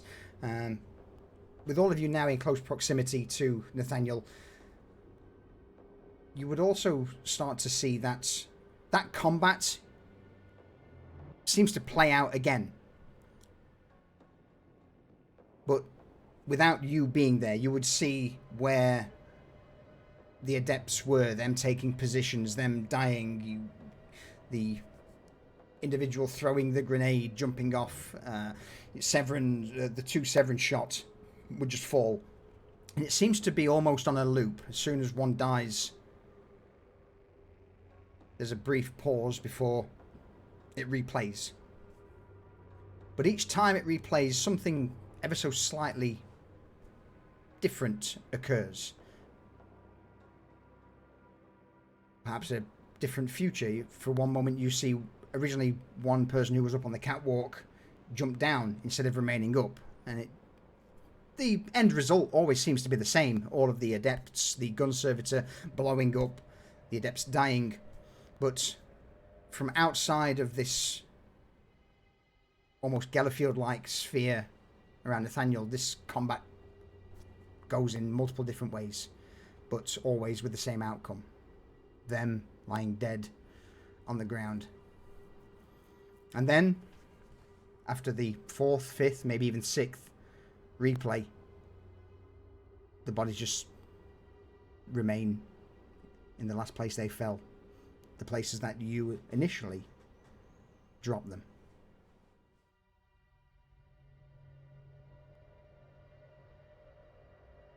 One thing is certain, at least for Constantine, Severin and Nathaniel, there is certainly an element of change here.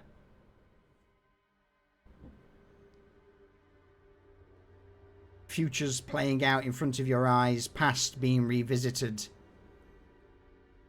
Whether your characters are aware of the tenets of the archenemy is down to you guys as players, but sort of above table, that seems to be what's going on here. So did we glimpse different futures in that fucking little Yeah. slideshow, did we? Yeah. I'm gonna try and step out the bubble and relive a future where I actually got out the way. Oh, okay. Okay. Roll me a psychic mastery. I'm going to say this is going to be difficult for you to... So you watch this scene play out several times in front of you. This idea crosses your mind and you're going to try and step into a moment where the servitor's aim is slightly off. Servitor missed. Yeah. All right. Yeah. Roll me a Difficult psychic mastery. a difficult psychic mastery, because that is certainly not your forte. Oh, It's worth a try. absolutely. You step out for a moment into this potential future, and this time, instead, as you step back in, a brief memory flickers through your head. It wasn't the right leg that got hit. The wound now is on your left. Still there. Still similar. Slightly different place hit, Same wound though. but same wound.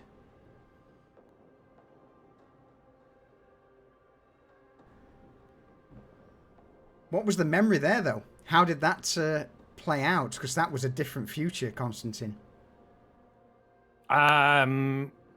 Instead of diving to my left, I tried to spin out the way and get in cover. But as I spun, my other leg got caught as I turned. Mm-hmm. So my what was it? My right leg got clipped instead of my left. You also feel something else, just almost like a hand or perhaps something clawing just at the edges of your consciousness. Take a point of corruption for that.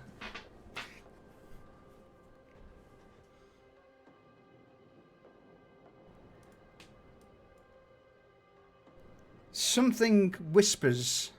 You can't make out words exactly, but in that moment of you stepping out of the bubble around Nathaniel to try and change your fate, you would understand something turned its attention towards you for a brief moment. Something else was aware of you plucking at the strands of destiny, trying to change things, and well, how do you feel?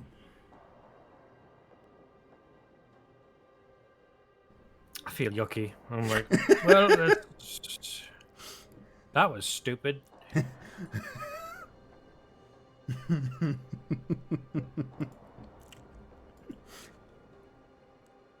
then he's going to put his hand on Nathaniel and be like, come on, old man. Let's fucking go.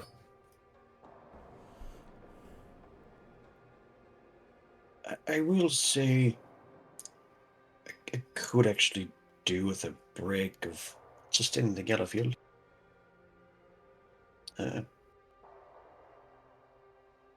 Right. The warp build-up is starting to get to me.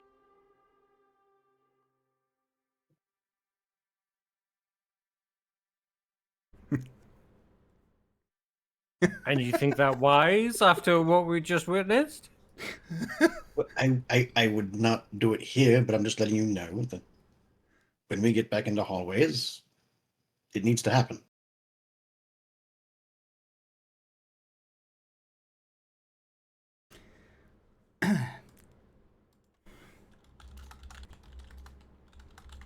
I'm gonna look at Severin and be like, what do you think? Do we give the Psyker a break? Once we get to a safe spot, might as well. We don't need him to wear himself out and then not have it when we need it. Alright. Let's find somewhere safe before we move on.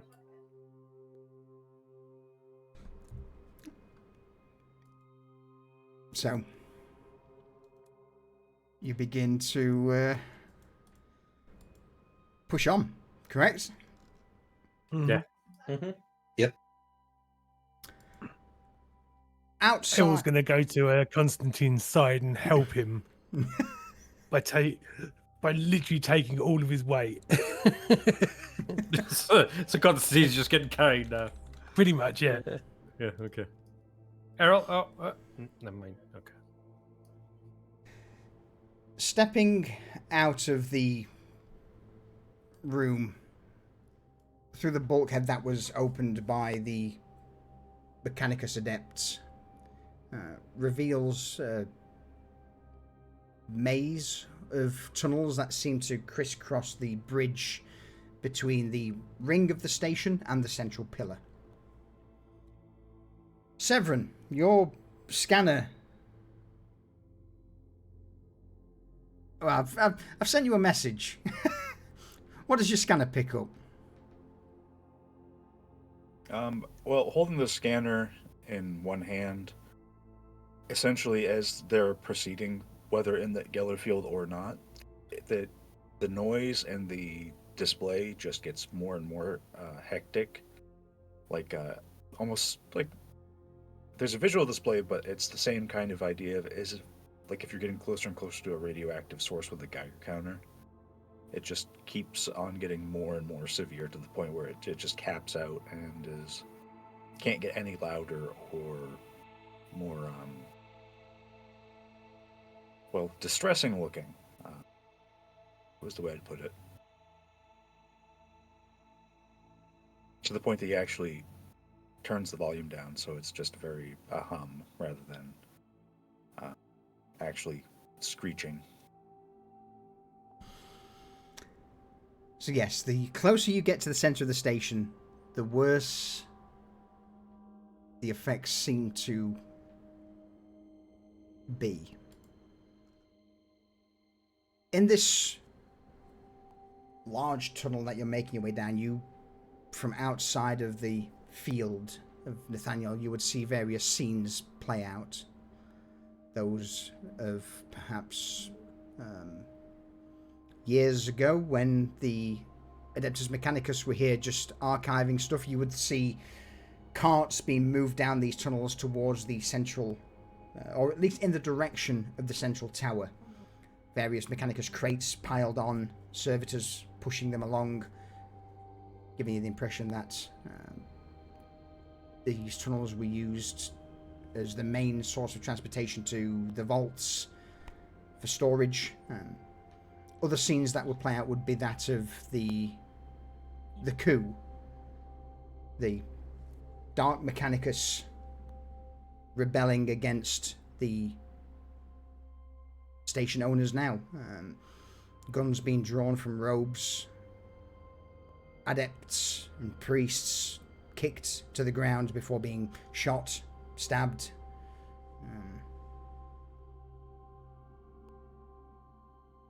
Nathaniel, you wouldn't get the impression there is anywhere safe at the moment to rest and recuperate. If anything, the closer you get to the center of the station, the worse things are. And this is also backed up by the scanner that Severin has in hand.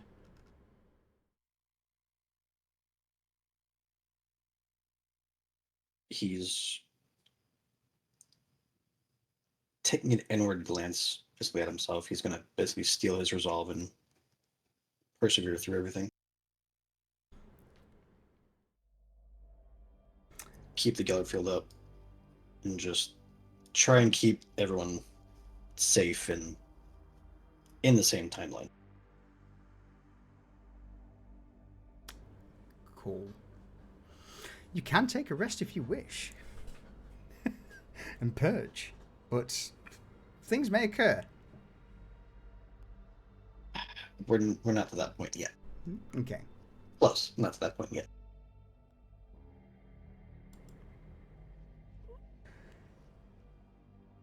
Anything else anybody wishes to do as you begin to make your way down these tunnels? Now, bear in mind, there would be signs that point towards Vault A, Vault B. It's not a place you could get lost.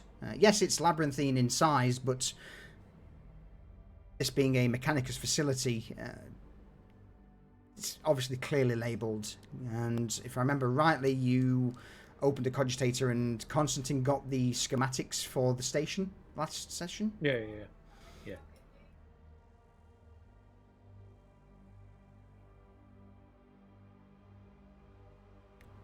Anything anyone Yeah, wishes we to do.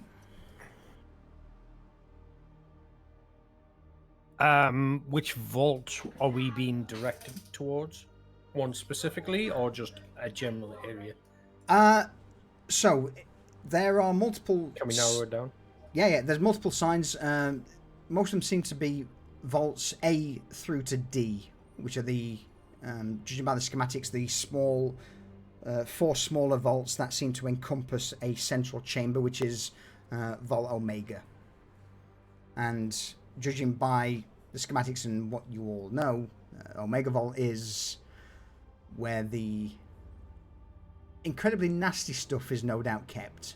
That which requires a multitude of containment fields, of daily rites and rituals.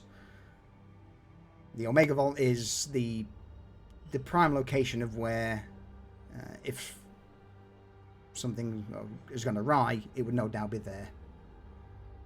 And yeah, there would be signs that clearly lead in that direction.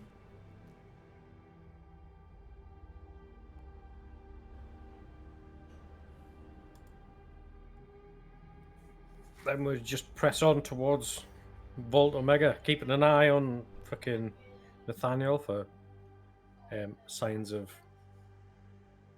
well, weird shit or strain. I'm not walking, so Errol's carrying me, so we'll probably have Severin and Finley take point. Alright.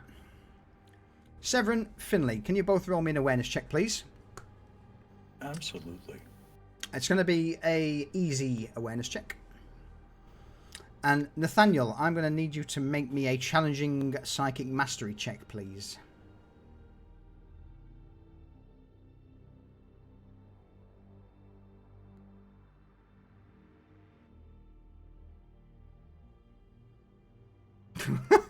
Son of a bitch. Clean. Absolutely. Clean AF. Some excellent rolls.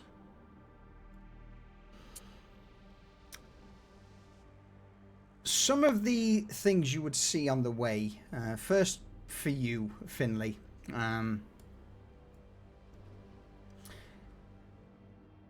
You would see multitude of scenes play out of adepts, of priests conversing, but one that would draw your attention would be of a rather imposing looking tech priest.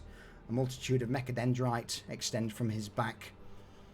A robe that doesn't just go to the floor but trails behind him. Magos Vel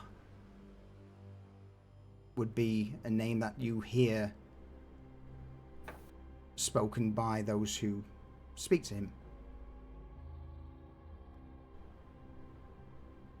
Few of the discordant fragments of voice that you would hear that occasionally penetrates through the small Gellerfield around you all would be things such as, well, you would damn us all for your theory.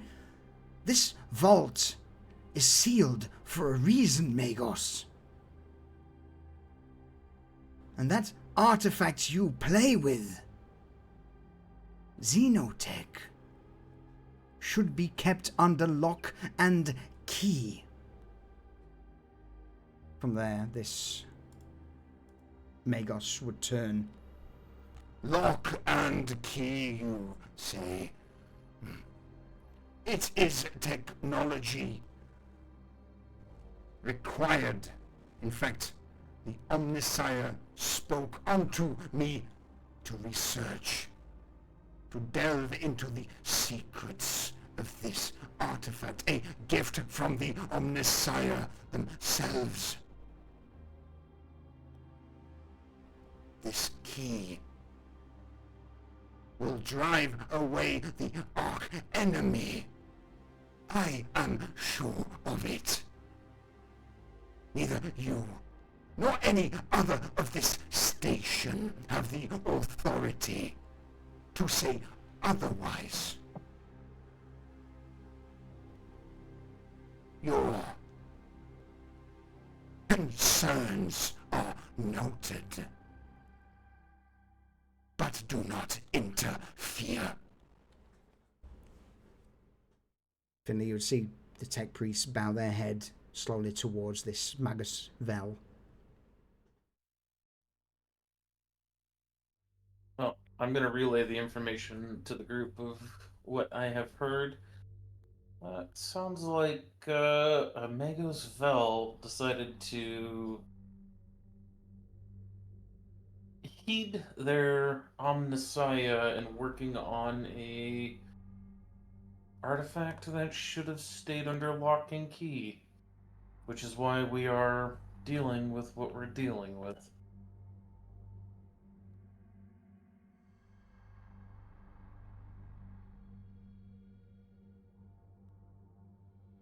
So it's tech heresy then. Wonderful.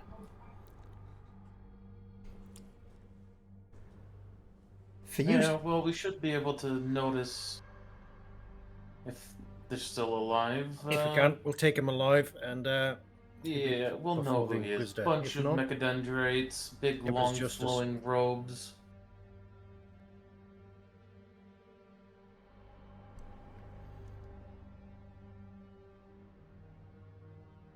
Except the Omniscience spoke to him directly.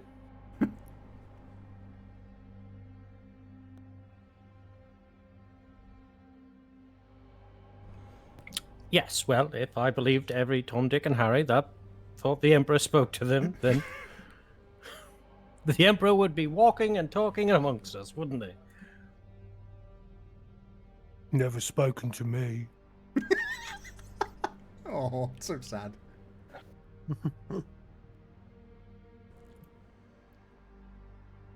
It's because you're not a liar, Errol. Hmm? Yeah, I will tell truth.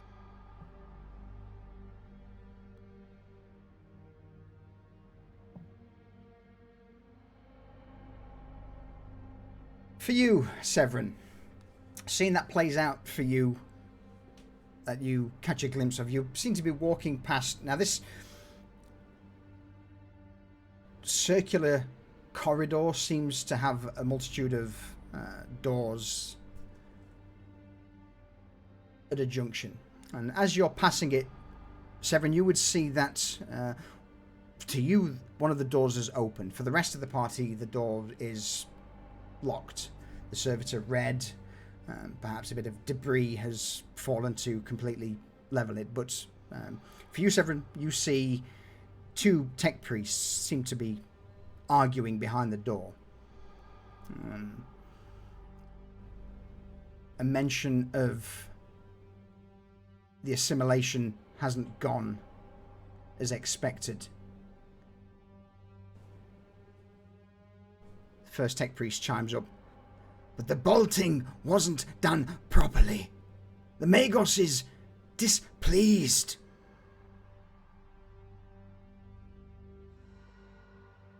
The other tech priest nods slowly.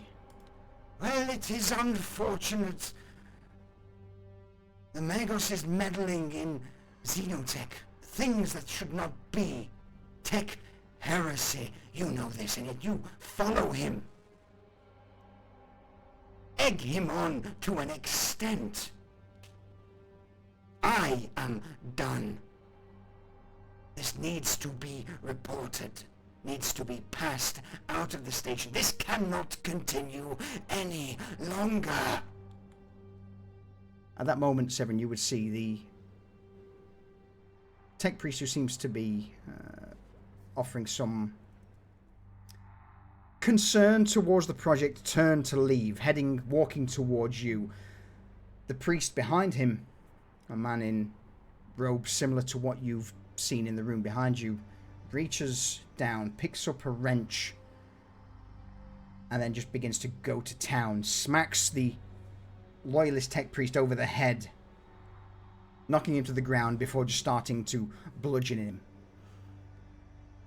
It's at that moment, Severin, you would also see red lights around the chamber start to turn on and flicker, and what was once just Mechanicus hymns playing through the sound system of this station seems to turn to a Vox broadcast.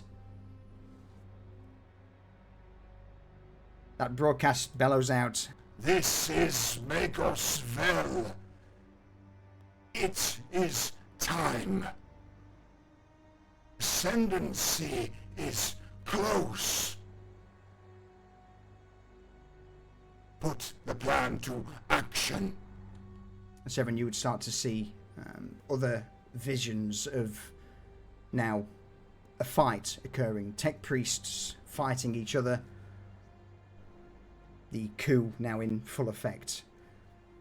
Moments in this corridor seem to have barricades would spring up with adepts with lasguns and autoguns defending from other adepts who have now changed their robes from the Mechanicus symbol to this of a silvered skull fighting. They flicker out of existence before being replaced with another scene, that of a line of gun servitors, loyalist gun servitors, holding back several of these heretics.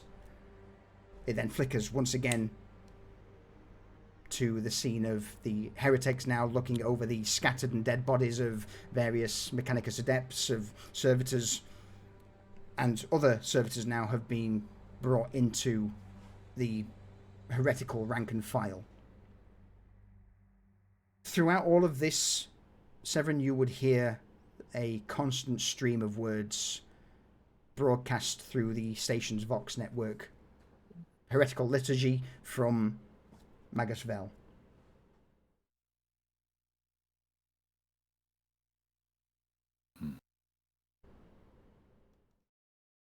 So it's more of the same from before. Absolutely. Yeah. But the main thing that you would take away from that is it seems that there would be mention of the project coming to fruition. The Ark... You would not hear her. The Ark enemy is to be pushed back. This is the final process required. All hands are to report to Station Center, Vault Omega. Here we will become one. Those chosen to remain will defend to the last. care not, heed not warnings from the moon, for they too shall fall.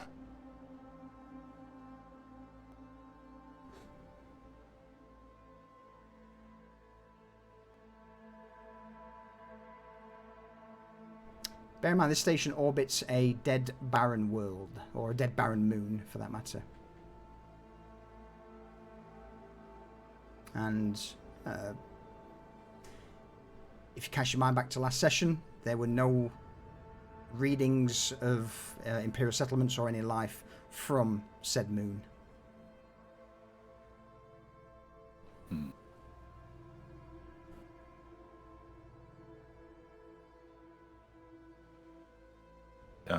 Severed's going to slow his pace a little bit just so he can be behind.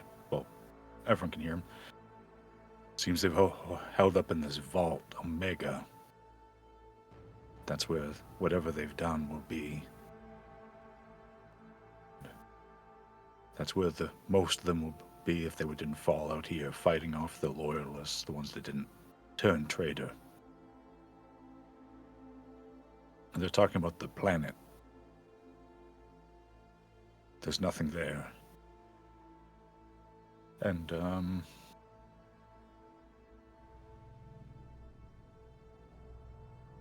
not really his area of expertise, but I'm thinking, so I'm just going to roll. Mm-hmm.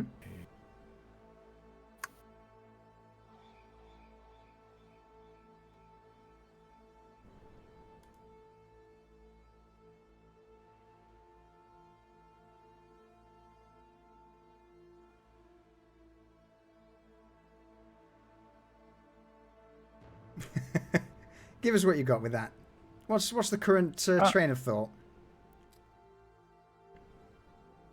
You think that he's talking out loud to them, everyone around. Do you think they're trying to use this thing to turn back time on something? Like what? Like the moon?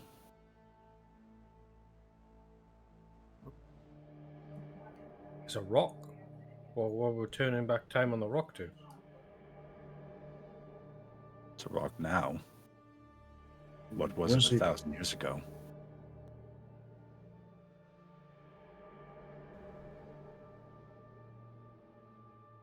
Yes, following Severn's idea, was it always a barren moon?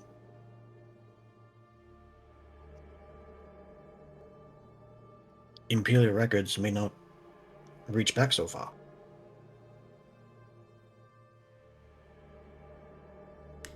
If anyone wants to roll some lore, a lore check, perhaps someone with details. Constantine, you have records of the station at hand. Oh, just a lore check, yeah. Yeah. I'll run. I'll Yeah. roll one. Yeah. You know? Absolutely. So, if I remember, did you share the details of the scan with everyone? Or the details of the cogitator? Yeah. Yeah. All right, Finley, Constantine, you both begin to scour through the data that you acquired from the cogitator in the docking bay. Also, it's in the arrivals office. Constantine, you take some of the data. Finley, you the other. Nothing seems to grab your attention apart from you, Finley. You find a few records that have been expunged regarding the moon. There has been a few Mechanicus excursions to the moon where the last... Any mentions of absolutely Xenoarchaeotech? Yeah, absolutely. It seems that on one of the records that hasn't been expunged from the archive, an object was brought back from said moon, and there were signs of Xenos architecture down there below the surface of the moon. But that's all. Every other record that you try and bring up is either been deleted, corrupted, or just unavailable. But yeah, you would be, through the information, piece together that an artifact was brought up from the moon, was housed in Vault Omega, and that there was Xeno architecture below the surface of said moon. Well, as Finley's kind of going through the information and clicking on each one where it's expunged, he'll just be like, bullshit. Try to get to the next one, just meh, and just move on to the next one. As he gets the information, well, looks like they didn't get everything. Looks like they ended up going down to the planet and finding something down there and brought it back and stored it where we're off to. Looks like they may have found some xeno-architecture below the surface while they were down there as well. So I think Severin's thoughts on this are in the right direction.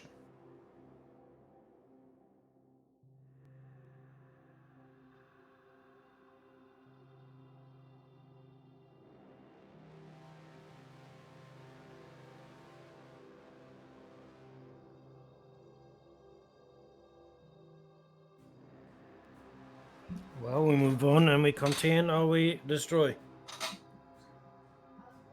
We just use the information we've got at hand to, guide us.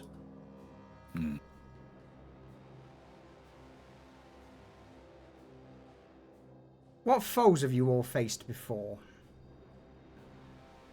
In the past? What sort of crusades or endeavors? Is there any Xenos that some of you may have interacted with? Or fought against? I think probably Drukhari and Orcs. Okay. Depends what the Inquisitors fought against. I would say for you, Errol, mostly those of heretics and demons.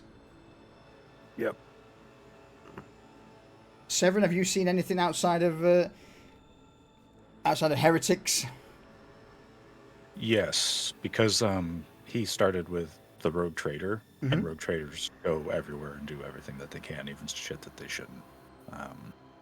So he has seen, not many, but he has seen Drukhari. He has seen a traveling just Eldar before. Okay. Never really interacted too much. He's also seen what I'm just going to call them Tau. Yeah.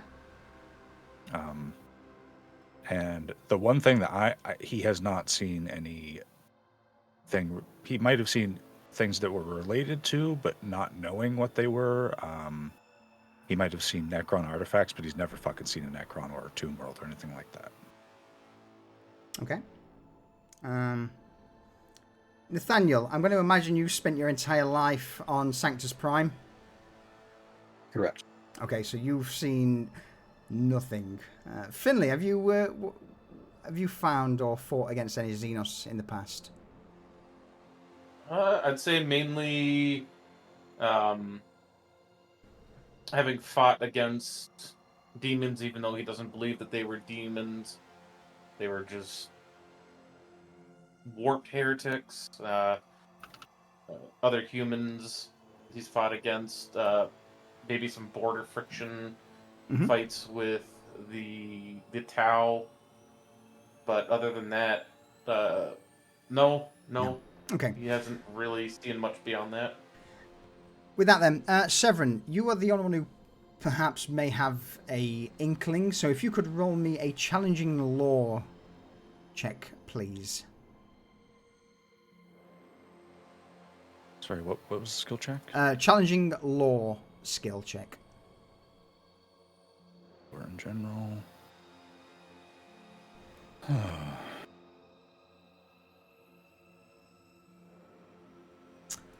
Nice.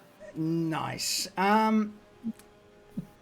As the information's relayed across the group,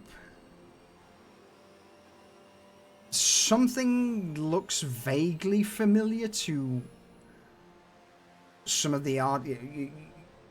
Finley hands you the data slate, you glance over it. There's a few picts that are attached to some of the archived files, but due to degradation, age, making out details is incredibly difficult. But there is some vague semblance to some Xenos weapon you've seen in the past, just circular, lots of circles. Again, through the picture you can't make out colours as everything is green on the screens, but ancient. Looks like old tech. The civilization below the moon also seems to be ancient, from the odd spires that you can see from such a low-res image. Looking at pictures of Bigfoot. I don't know what it is, but maybe we'll be able to tell more when we see the thing and put down the heretic.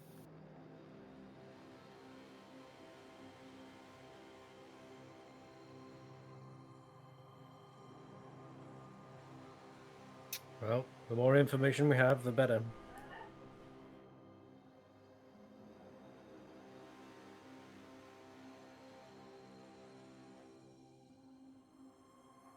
If there's no further questions or anything anyone wishes to do, Nathaniel, with regards to your role,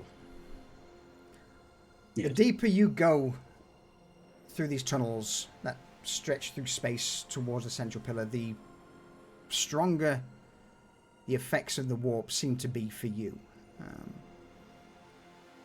There is a constant string of whispers that assail your senses.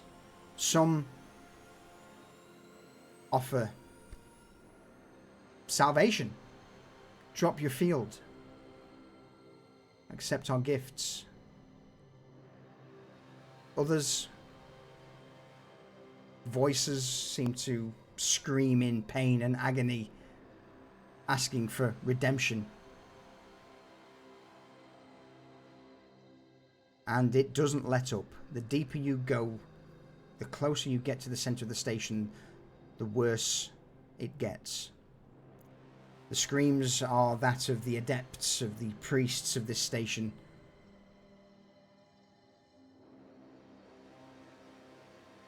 The other, well, you can only guess that being the archenemy, but every now and again you would feel a pocket of silence. Every now and again a force would be emitted from the center of the station that washes over you, giving you a brief moment of silence from these two conflicting voices. It would also give you the impression that you almost cut off from the Imperium, if only for a brief moment. No doubt a sensation that you have never felt before. This is alien in sensation. The anathema of the warp, something that just silences it. And the closer you get to the center of the station, the more it seems to be almost rhythmic in nature. These pulses seem to flow every 20 or so minutes, giving you two or 3 minutes of silence and the unnatural feeling of being cut from the warp. He's basically going to try and whenever this happens, he's going to try and basically figure out the rhythm. Mm-hmm. And then he's going to turn to the group whenever he feels as if the next one is coming. Do you guys trust me? Not even in the slightest. Finley's gonna point at Constantine and say, and look at Nathaniel, what he said. Con, do I trust him?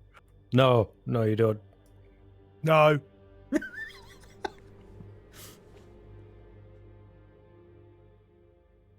At that point, Severn's not even really going to respond. The closer we get to the center of this station, the harder it is going to be for me to keep up this gala field. It would be best if I could get rid of the warp energy that I have currently building up. And it seems every so often there are waves of...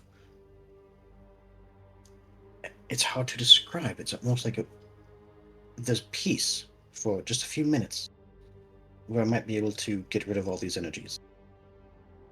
But that will require me to drop my Gala field. Waves? Yes, it's rhythmic in nature. It's kind of like dropping a rock in a pond. Yeah, but is it constant? Like, can you time it? Yes. It seems it's to regular. happen every... Yes. Not natural, then. No. So perhaps what we're looking for? I believe it is the forces that are basically trying to fight the warp, trying to breach into this material world. It's the third party, essentially. What? Whenever we came here on the ship, I could basically sense the warp trying to break out. And then there was another force trying to keep the warp contained. I don't know what that third force is. But it seems peaceful. It seems peaceful. Wonderful. Okay, you may attempt to do so in this calmed area. Errol, Yes, Con. could you just point your gun at him, and if anything weird happens, make him stop being weird?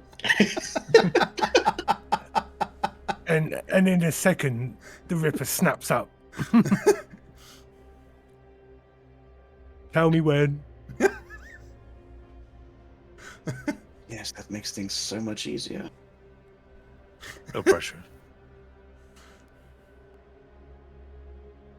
So, as you all take a moment, the Ripper comes up. Finley, Severin, what are you two doing at this moment?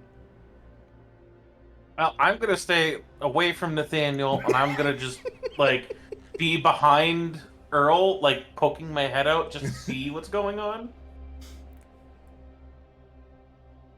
Severin is going to go to the edge of one of the rounded walls, and he's going to like lean against it, take a little bit of a break. Because if he's not moving, then he's just going to take the opportunity to relax a little bit. He's going to watch him, and he's also going to be keeping eyes down the corridor while everyone's focusing on Nathaniel, because you never know, someone might actually be down there. All right. Severin, roll me an awareness check. As for you, Nathaniel, venting your warp powers, even in this somewhat calming, is still like turning on a lighthouse on the coast at night. But it's safer. So, if you wish to purge, you are welcome to. With no negative modifiers.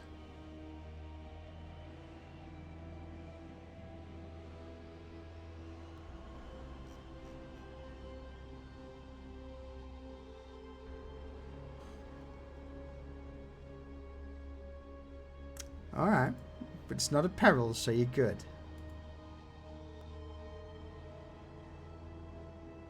Can I spend a fate point? You can.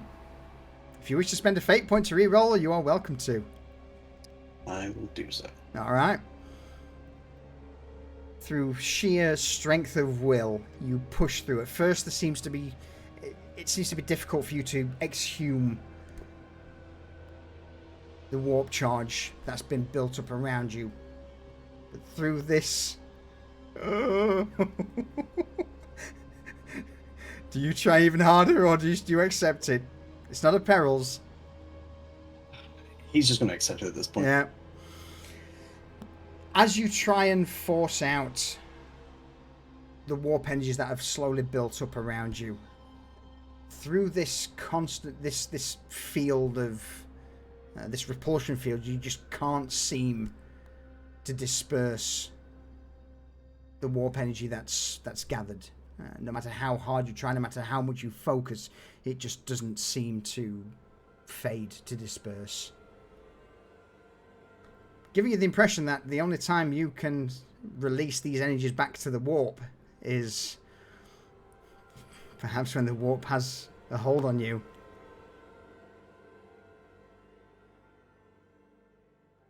Alrighty. Well, he had to drop a Gallar field to do that, so he's going to put it back up. Okay, I'm not going to add another point for that. We'll keep it as is, since you didn't lose any. You power through, but to no avail. For you, though, Severin, you ahead would see a flicker of movement, a head pop out of a door before it snaps back. Time rewinds. Once again, the head pops out of the door, looks at you, shoots back in, and then a third time. A multitude of futures, each one the same individual popping their head out of the open door to look in your direction. A metal mask, filters attached, a red hood. About 60, 70 or so meters down the corridor. Trying to remain discreet, but you easily catch them and see them. Well, when we get back to it, it looks like we have someone expecting us, perhaps.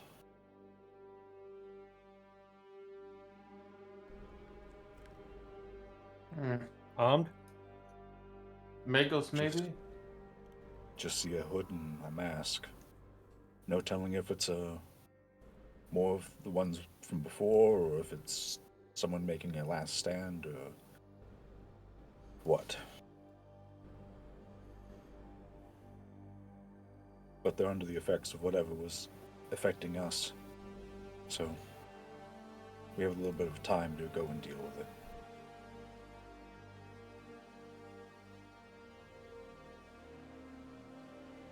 Let's move up, see if we can apprehend them as opposed to kill them. See if we can get some answers. Can I put my gun down? Yeah. Yeah, you can.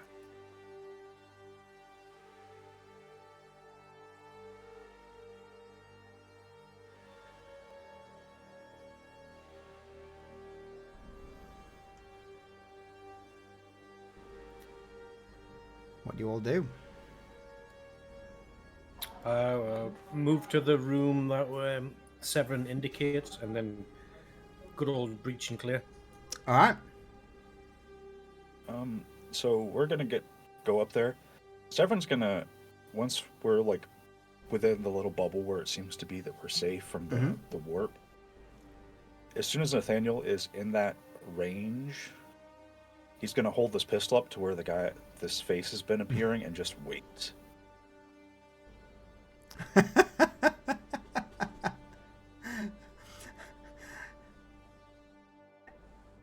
Okay.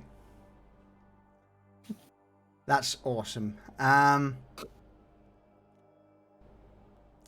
So let me try and figure out how this is going to go.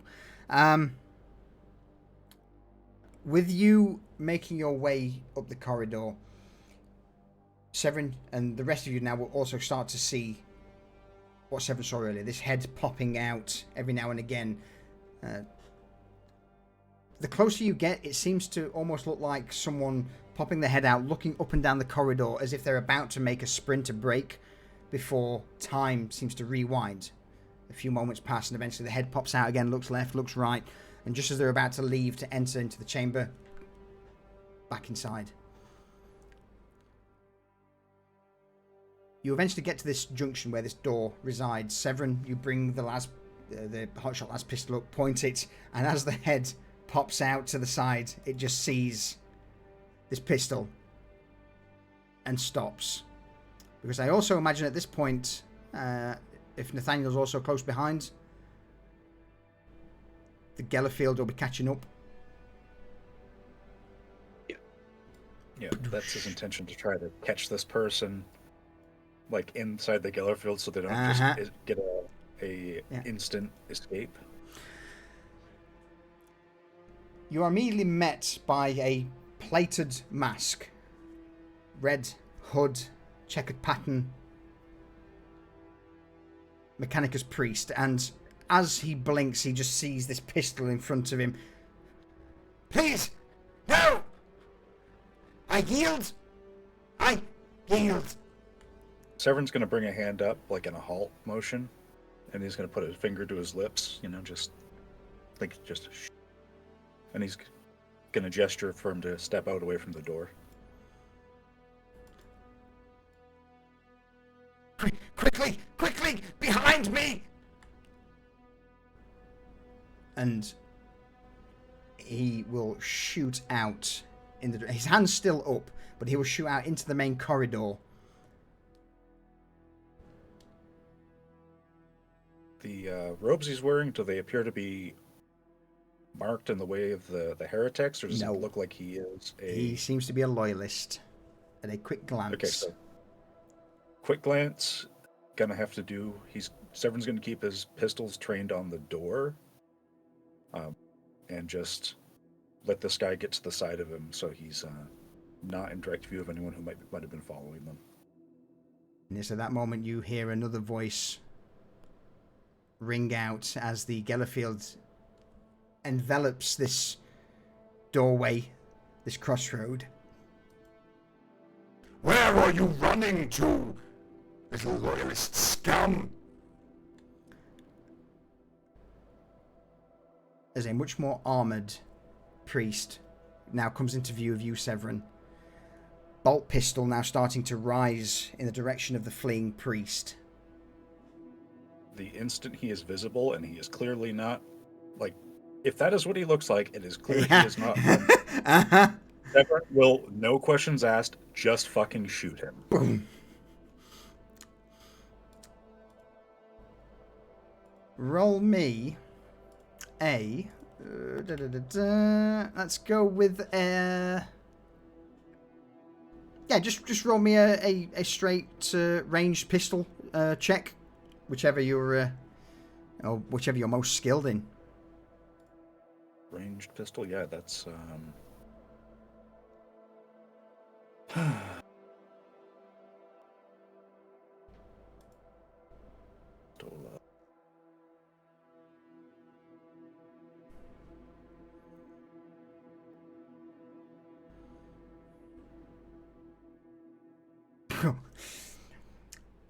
What happens? Just as this heretic tech priest starts to bring the bolt pistol up to shoot the other fleeing tech priest, you react first, and the shotgun, what do you do to him?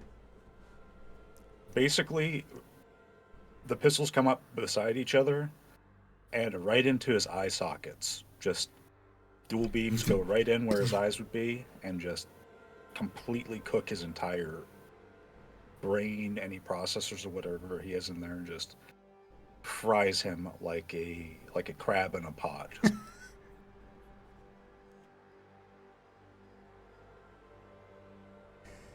The back of his helmet just turns to... it has two holes of molten slag where the beams have punctured through, and with that you would all now just see this body of a heretic priest just drop to the ground. Severin stood both pistols drawn as this other tech priest, who's now got his hands up, bursts into the central part of the tunnel. And Severin is going to keep his pistols up, and he's going to basically go past the door to make sure there's nobody else right there. And he's just going to set up on the other side of it. Oh, praise be the Omniscient.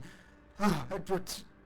And the head of this tech priest tilts to the side, looks at Errol, the slab of metal and meat, then to Finley, Nathaniel, Constantine, and back towards Severin. And whilst there is no expression visible through the mask on his face, it's obvious confusion. I do not wish to question my saviors, but who are you?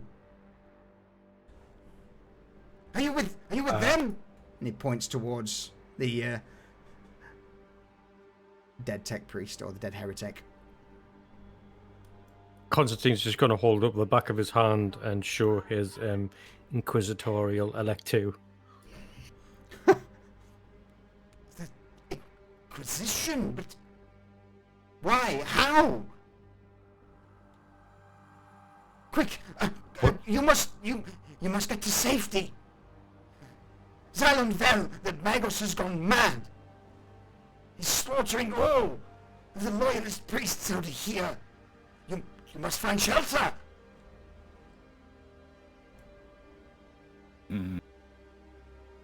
Time for that's past, I'm afraid.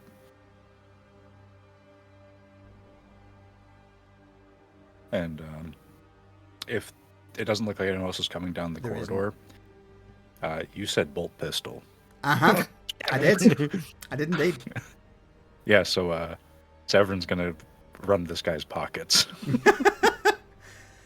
Tech Priest, there isn't a great deal of pockets on him. There's no, apart from maybe some unglue and a few heretical charms and other bits and pieces, there's nothing on his body apart from the bolt pistol and a spare mag that's tucked into a pouch beneath the robes. Gore.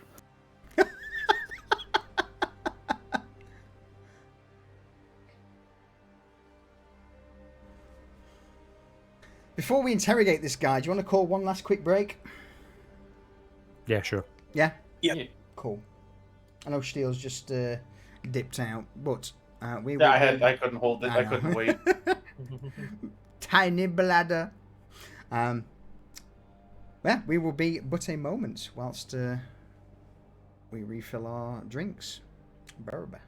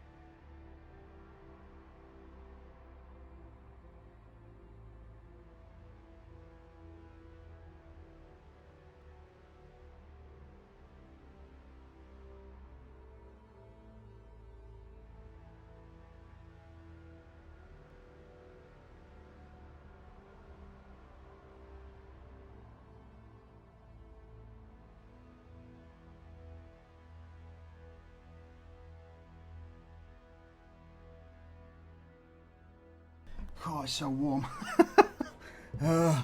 Why do I have two PCs?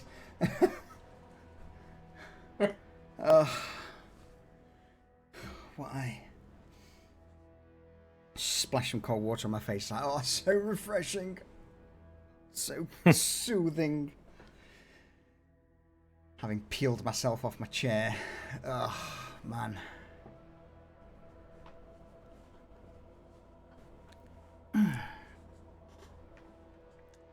Disgusting.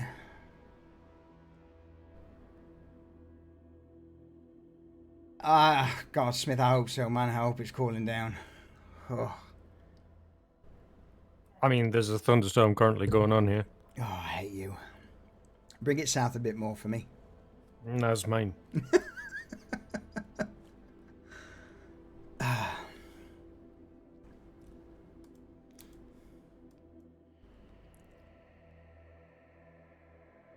Well, weird time bullshit. Who'd have thought?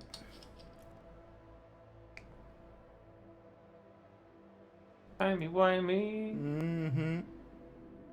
With a little sprinkle of Necron. Say it ain't so. I will not go.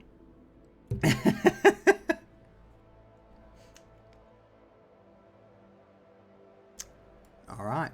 Sounds like we're all back. So with Severin looting the corpse of the dead heretic priest, what are the rest of you up to? As this loyalist priest is now bared before you, hands held high still, seemingly in the overall impression he gives is that he's still in the moment where the coup was taking place. So just a question. So Mhm.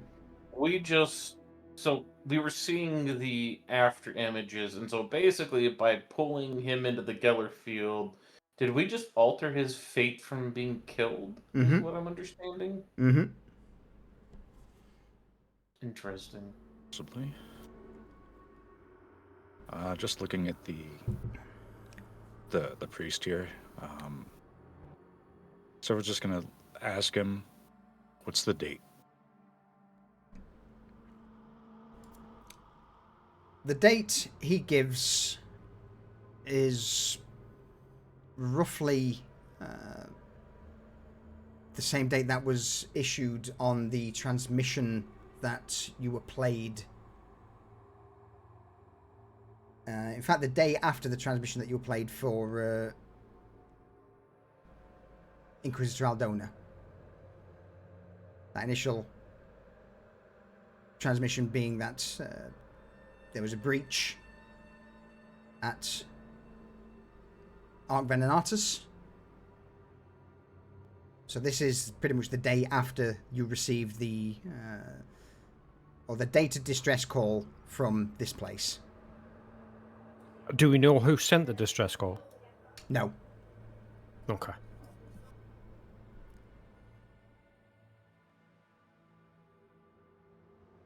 Then we'll just relay that to him. We'll be like, okay, there was a distress call sent.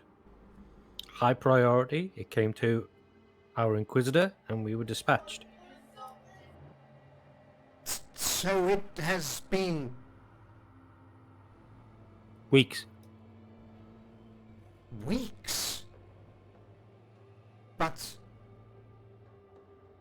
that does not compute. Unless... Oh no. What? One of the artifacts that was brought aboard, sealed away, Magos Vel's work was on harnessing power from an artifact that was brought up from the surface of the moon.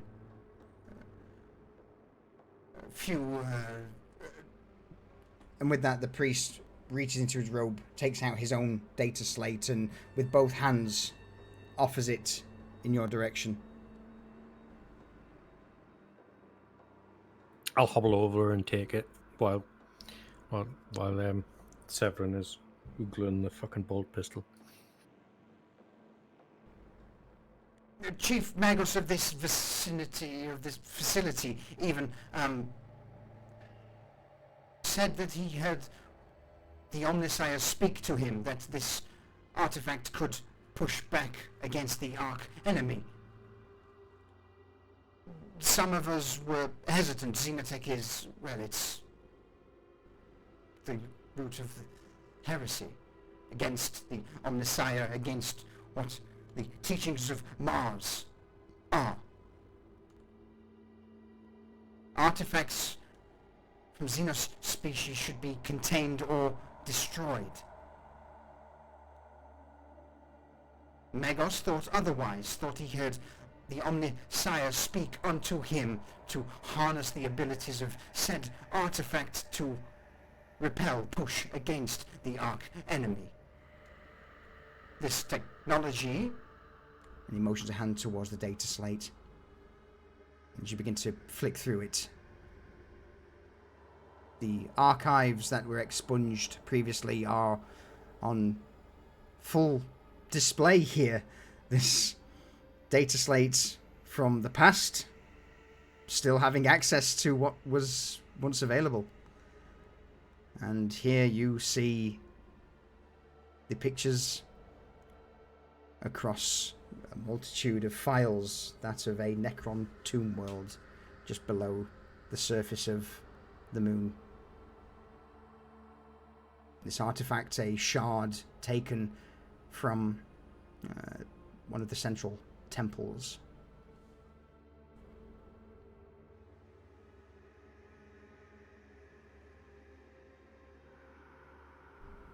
You would also see that there are a multitude of files, of reports on the artifact that was brought up. It seems to... Does it say anything about origin? Or does it just say Xeno origin? It just says Xeno origin. In fact, no, I would imagine this being a black vault, these, they would know of the different races. No, it would definitely say it is of Necron origin. Yeah, they would know what a tomb world is. The Mechanicus are renowned for being meddlers and little shite bags when it comes to poking their noses in places they shouldn't. So yeah, it's definitely mentioned that it was taken from a central Necron pylon in the middle of a tomb world.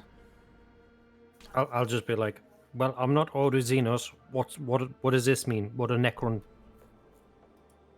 An ancient Xenos species, difficult to put down, mechanical in nature. This artifact that was recovered was pushed back against the Imperium. Initially we ran tests to try and harness its power to perhaps close the...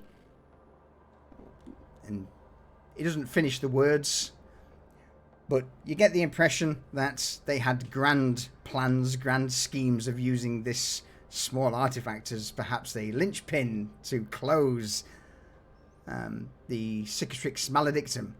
Of course, it won't, but with regards to the Mechanicus, every little helps, and that's how these things typically start. The story that plays out from the priest is that Magos Vel became enamored with this object, preaching to the rest of the Mechanicus here that their efforts would help close the Cicatrix Maledictum, the Eye of Terror, to push back the archenemy. The Omnissiah themselves had spoken and told him this. And then from there, various other reports that you begin to look through would just be the test results of this artifact.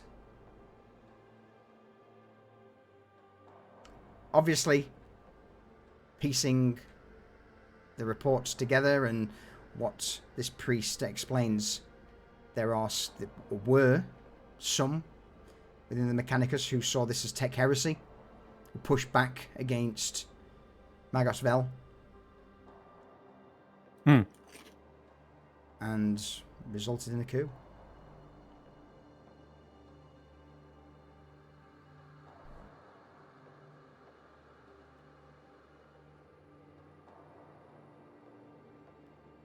In that case, I'm just going to be like, right, so can you lead us to it? You wish to delve into the vault, but there is a full-scale... This is a war zone, my lord.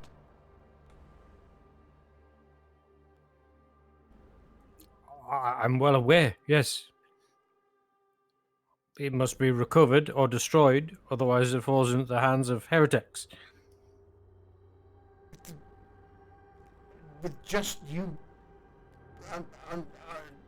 He pauses for a moment. The Vox unit stutters, crackles. He seems to just start speaking in binaric for a brief moment before gathering himself. Understood. I will escort you as deep as I am able to with my access. How much do you know about this artifact?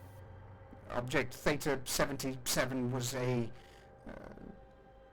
secluded, secure, almost secretive item. We know only name and a few reports on its effects on the Imperium. I know as much as you now. It is an object we recovered from the tomb world below. And Here I was, hoping I had an off switch. there may be an off switch, but The tech priest tilts his head to the sides, almost trying to compute. Trying to come to a conclusion or a solution to the problem. I am unsure as to where this switch may be.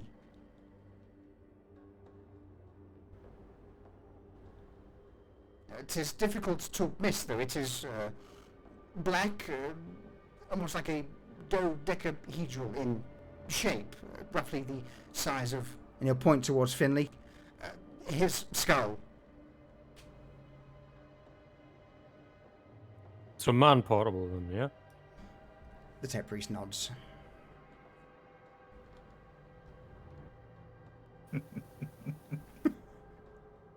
It's an obsidian D20.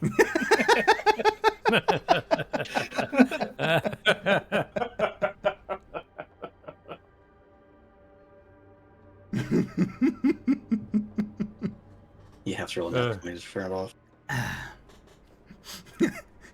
Roll it and hope you don't get a crit one.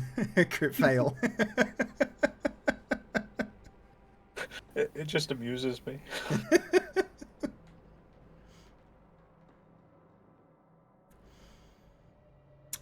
Anyone else looking through the information that's been proffered by the tech priest? Finlay will take a glance at it. Okay.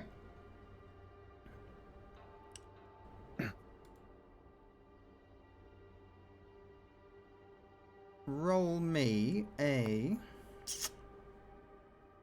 I mean, I guess it still boils down to law? An easy law check? Or... yeah, why not?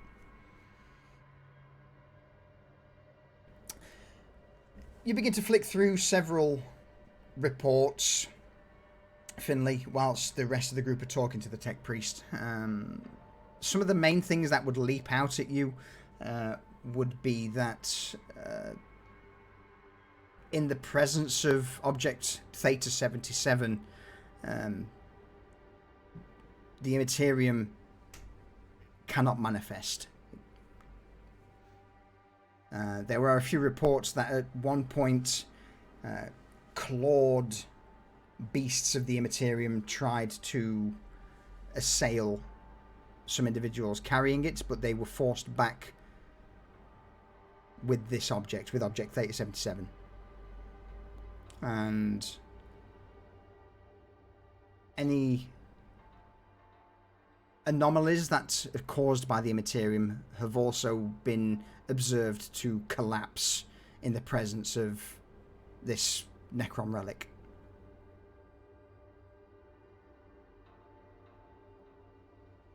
Oh, that'll be interesting. As Finley points towards Nathaniel, he's going to be useless once we have this thing in our possession. One last thing, with that being a success, extended exposure. There are a few notes of something about a fractal reality, events being replayed. It seems that there were a few reports of some priests believing they had placed the object down only to find themselves still having it in their hand. At this point, obvious thing, it seems that you've experienced it on a grander scale than what they initially observed.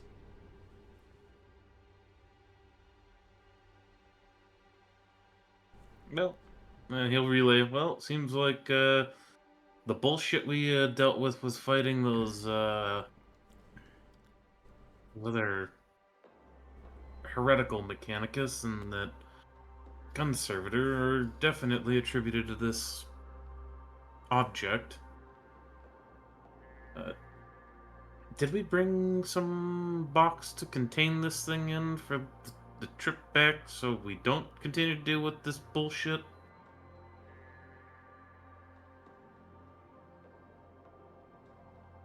Or did we leave those with the ships?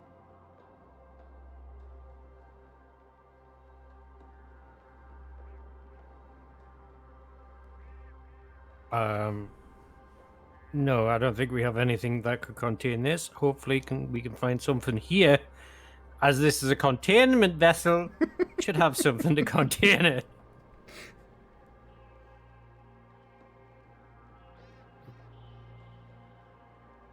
There are a few cases in the Vault Omega that may suffice.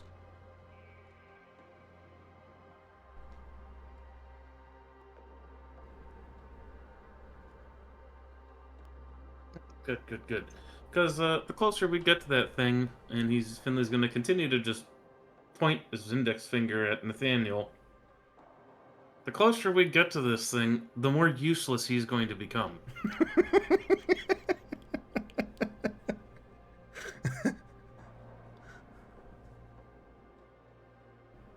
I fail to see truth in that.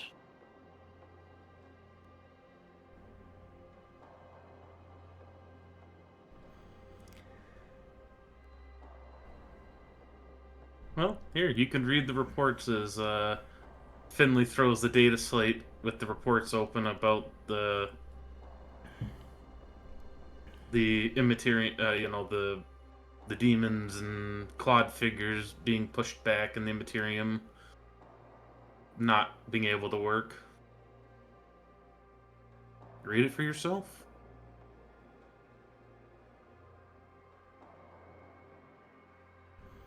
Nathaniel's going to grab the slate and start reading through it. Okay. Everyone's going to sit with a really perplexed expression on his face. Go. Corn, Yes, Errol. what is Omnifire?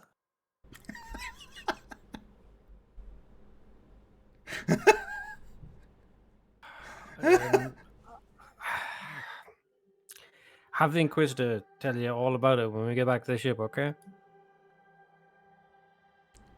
Okay, I'll ask her. Okay.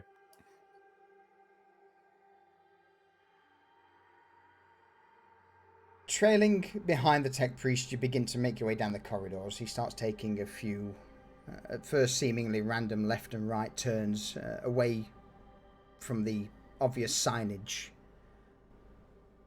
before you open out into one of the, what appears to be a central freight line that leads from deep in the station across the bridges towards the centre. The priest motions. Follow the lines will lead to one of the unloading stations deeper, close to Vault Omega and Vault B, Beta.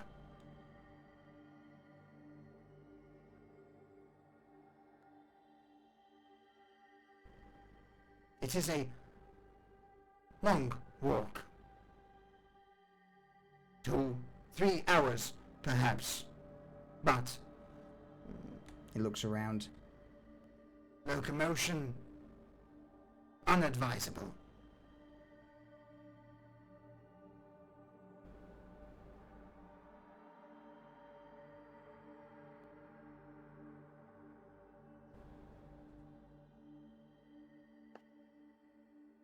What do you wish to do? Do you wish to try and start up one of the trains, or hoof it? I mean, we've got a tech priest here. We'll see if he can start it up. Fuck it, he's coming with us, whether he likes it or not.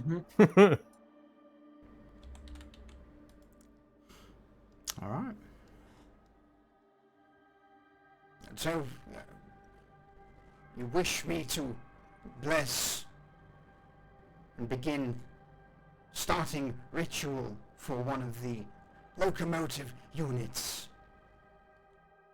Yes, but don't take all day about it. Can we, I don't know, skip some parts just to get it going? His eyes flicker for a moment as he tries to understand the request. But the machine spirit will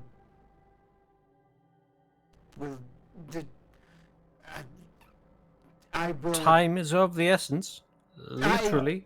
will attempt to appease. Can't Severin. I think I might be able to. He'll hate it if I actually do this. But the thing is that Severin actually has pretty decent piloting skill. Okay. He's going to see if he knows how to start one of these trains. Yeah. Like it's not repairing it. It's not any Nope. of that part. It's just a straight up Absolutely. just start and go. Yep. So he's going to give it a shot. All right. I think it's pretty easy. These things aren't difficult to start by any means. It's just whether the machine spirit will will listen to you. All right. So if I turn the key and it starts, dun, dun, dun, dun, okay, maybe, but he's gonna try to start up the train. Yeah. Give me. So these trains, they're not the big giant things that you see. They're more like smaller cargo haulers, like a roughly a 6 or 7 meter long large engine, a couple of seats that are just used for tugging and pulling cargo back and forth from the vault back towards the station, or at least the station arm, not the ring itself. So yeah, I would say give me a roll on something you feel is appropriate. Let's go for easy. Yeah, I'm trying to determine if there's a ground vehicle skill that's separate from piloting. I don't see one. Yeah, I wouldn't say.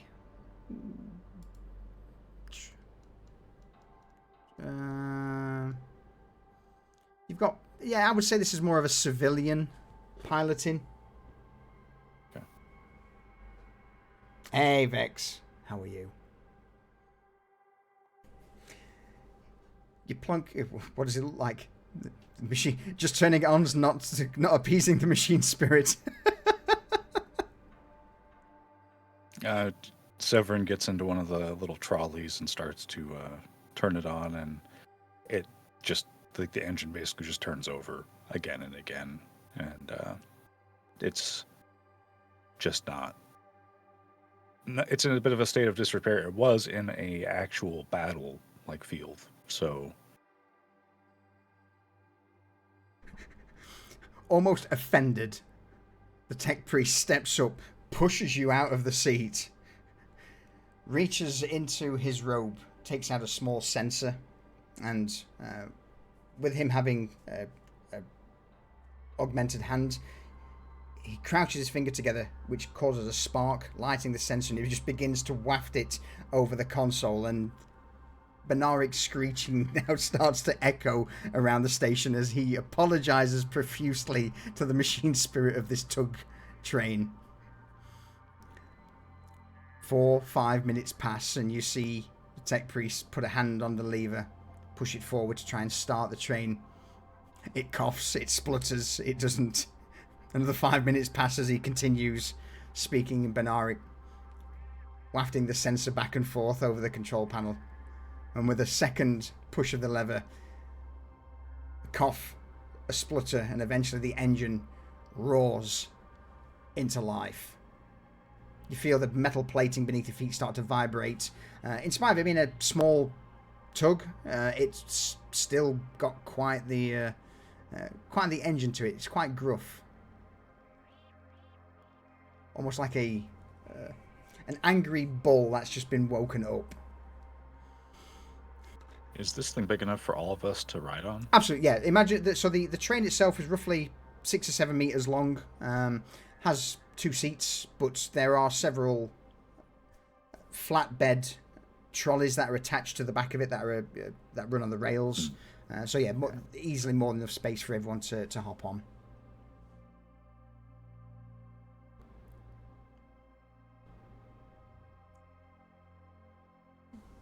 Suppose we should be off then, and Severin's gonna wave a hand to everybody around to get onto the trolley.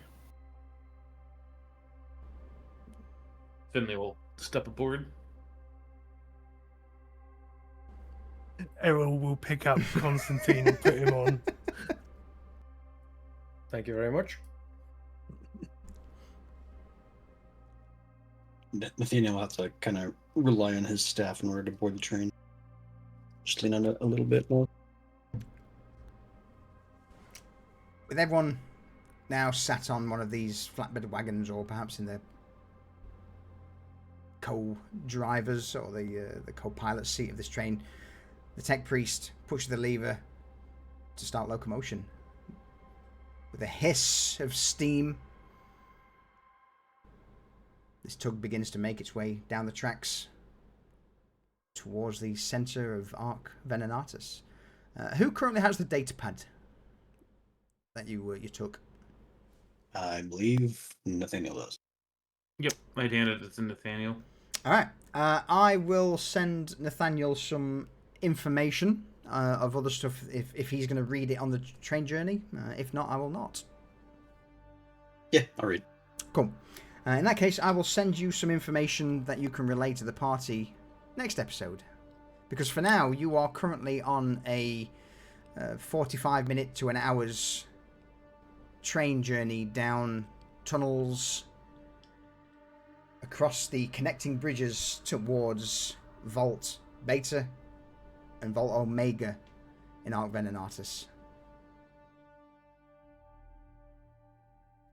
Sounds good. I think we'll call it there for today. I think that's a good stopping point. But violence! There will be more. Don't you worry. Don't you worry. There is lots to come. What did we learn? If anything. Don't get shot by a fucking gunter. Yeah. Assault cannons hurt. And if instead of throwing crack grenades at fucking furniture, we'll deal with a servitor that can kill us all. Yeah, don't try to save scum a wound. Yeah. And also, you know, that tech priests are amazingly unappreciative of the fact that you literally alter the time stream to save them. Yeah. I mean, you did get a bolt pistol out with this, so. Oh, yeah, well, that's going to be the break glass in case of emergency thing. Have you added it to your equipment? I had not. No. Treat yourself. Pull a bolt pistol out with the with 2 mags. Yeah. Any closing comments, statements, questions before we wrap it up? No. No. I am good. Excellent. Goodbye, chat. Goodbye, Bye, chat. Bye, Cheers. chat. Have a good night, chat. And see you next Bye. time, tomorrow, for Cradle of Ruin.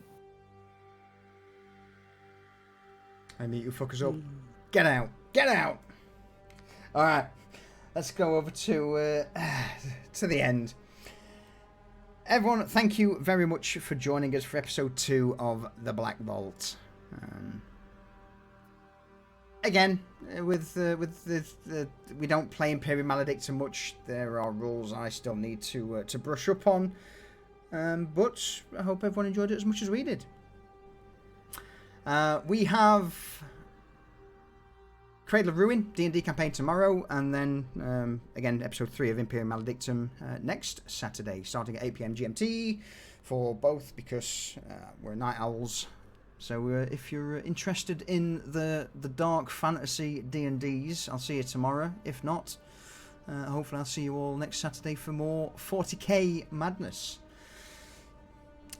I'll turn up the dirge in the background and hopefully try and find someone to raid. But everyone, as always, appreciate the support. Thank you for stopping by. Vex, thank you for the bits for the giant high emoji. Rayvon, thank you for the gifted sub. Pocket Yeti, thank you for your 12 months sub. Ta-ta for now, everyone. Ta-ta for now.